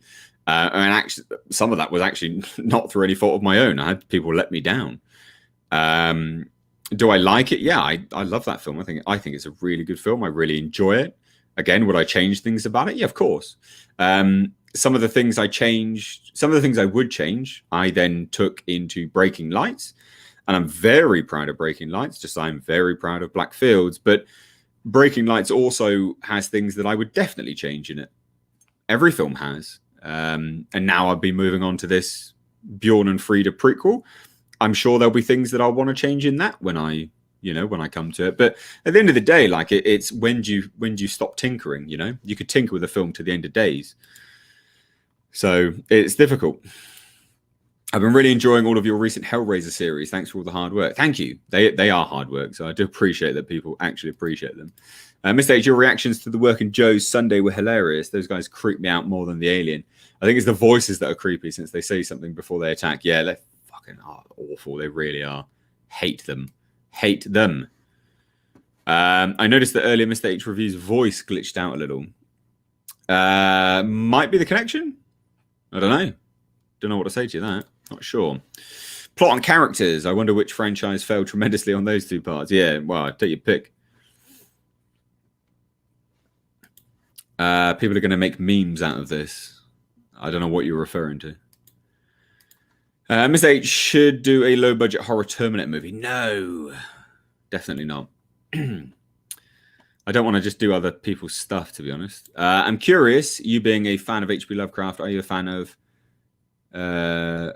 Berserk, the anime, or the manga? The anime I've actually reviewed here on the channel. Will you do a round table with a lot of crew on day of premiere, as when you had Tom from your production was so good? So it wasn't Tom, it was Dave. Dave is the production manager for Production H Films. He's my second in command, I guess you could say. Yeah, I mean, happy to do a round table. The thing about round tables are I wouldn't want to do too many people because some of it wouldn't be able to. You've got to be careful with what people say. You know, just like you would when any film does marketing, I guess. It's a form of marketing and PR, isn't it? Whereas Dave's very good, and you know, some of the things he knows what he can and can't say about certain bits. But there's certain things like professionalism you just can't reveal. You know, like if I worked with someone that was a dickhead, for instance, like I can't just go out and say it because that's unprofessional. So yeah, I might do a roundtable with some of the crew. We'll see. We will see. I wanted to do a live premiere, but obviously COVID fucked that up. So we'll see. Do you control the Blackfields IMDb? It says release date April 16th. Yeah, I do. So that can be changed. It's not a big deal. Calm down. You know when the release date is. I've told you. So it will be changed. Don't worry. Appreciate it though. Will you review your own films and tell us those things that you change? Yeah, maybe. I'm happy to do like a live director's commentary for sure. Is Blackfields 12M confirmed? I don't know what 12M confirmed is. There's no rating on it, mate. It's just a short film. So there's no rating on it at all. I'm not going to rate a short film. It's bloody, it's gory. There's no swear words and there's no sex. So it's probably what is that, like 13 PG-13, I guess, or something like that. I don't know. I don't know what the rating system goes like, but there's only blood in it. So yeah, there's no cursing because of the time period, and there's no sex because there's no sex. So yeah, I don't know what rating that would be.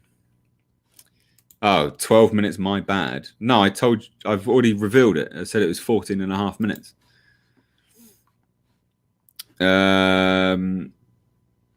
You need to listen. God damn. Iron Wolf, my bro. I've revealed a lot of this stuff. Come on. I said it's 14 and a half minutes. That's confirmed. It's about 14 and a half minutes.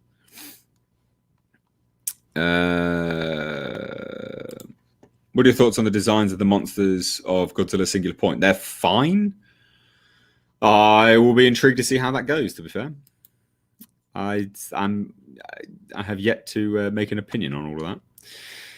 So, guys, please do follow me over on Twitter and Instagram. If you want to support the channel, Super Chats are a really good way of doing that on any live stream. They're very, very good ways of doing that.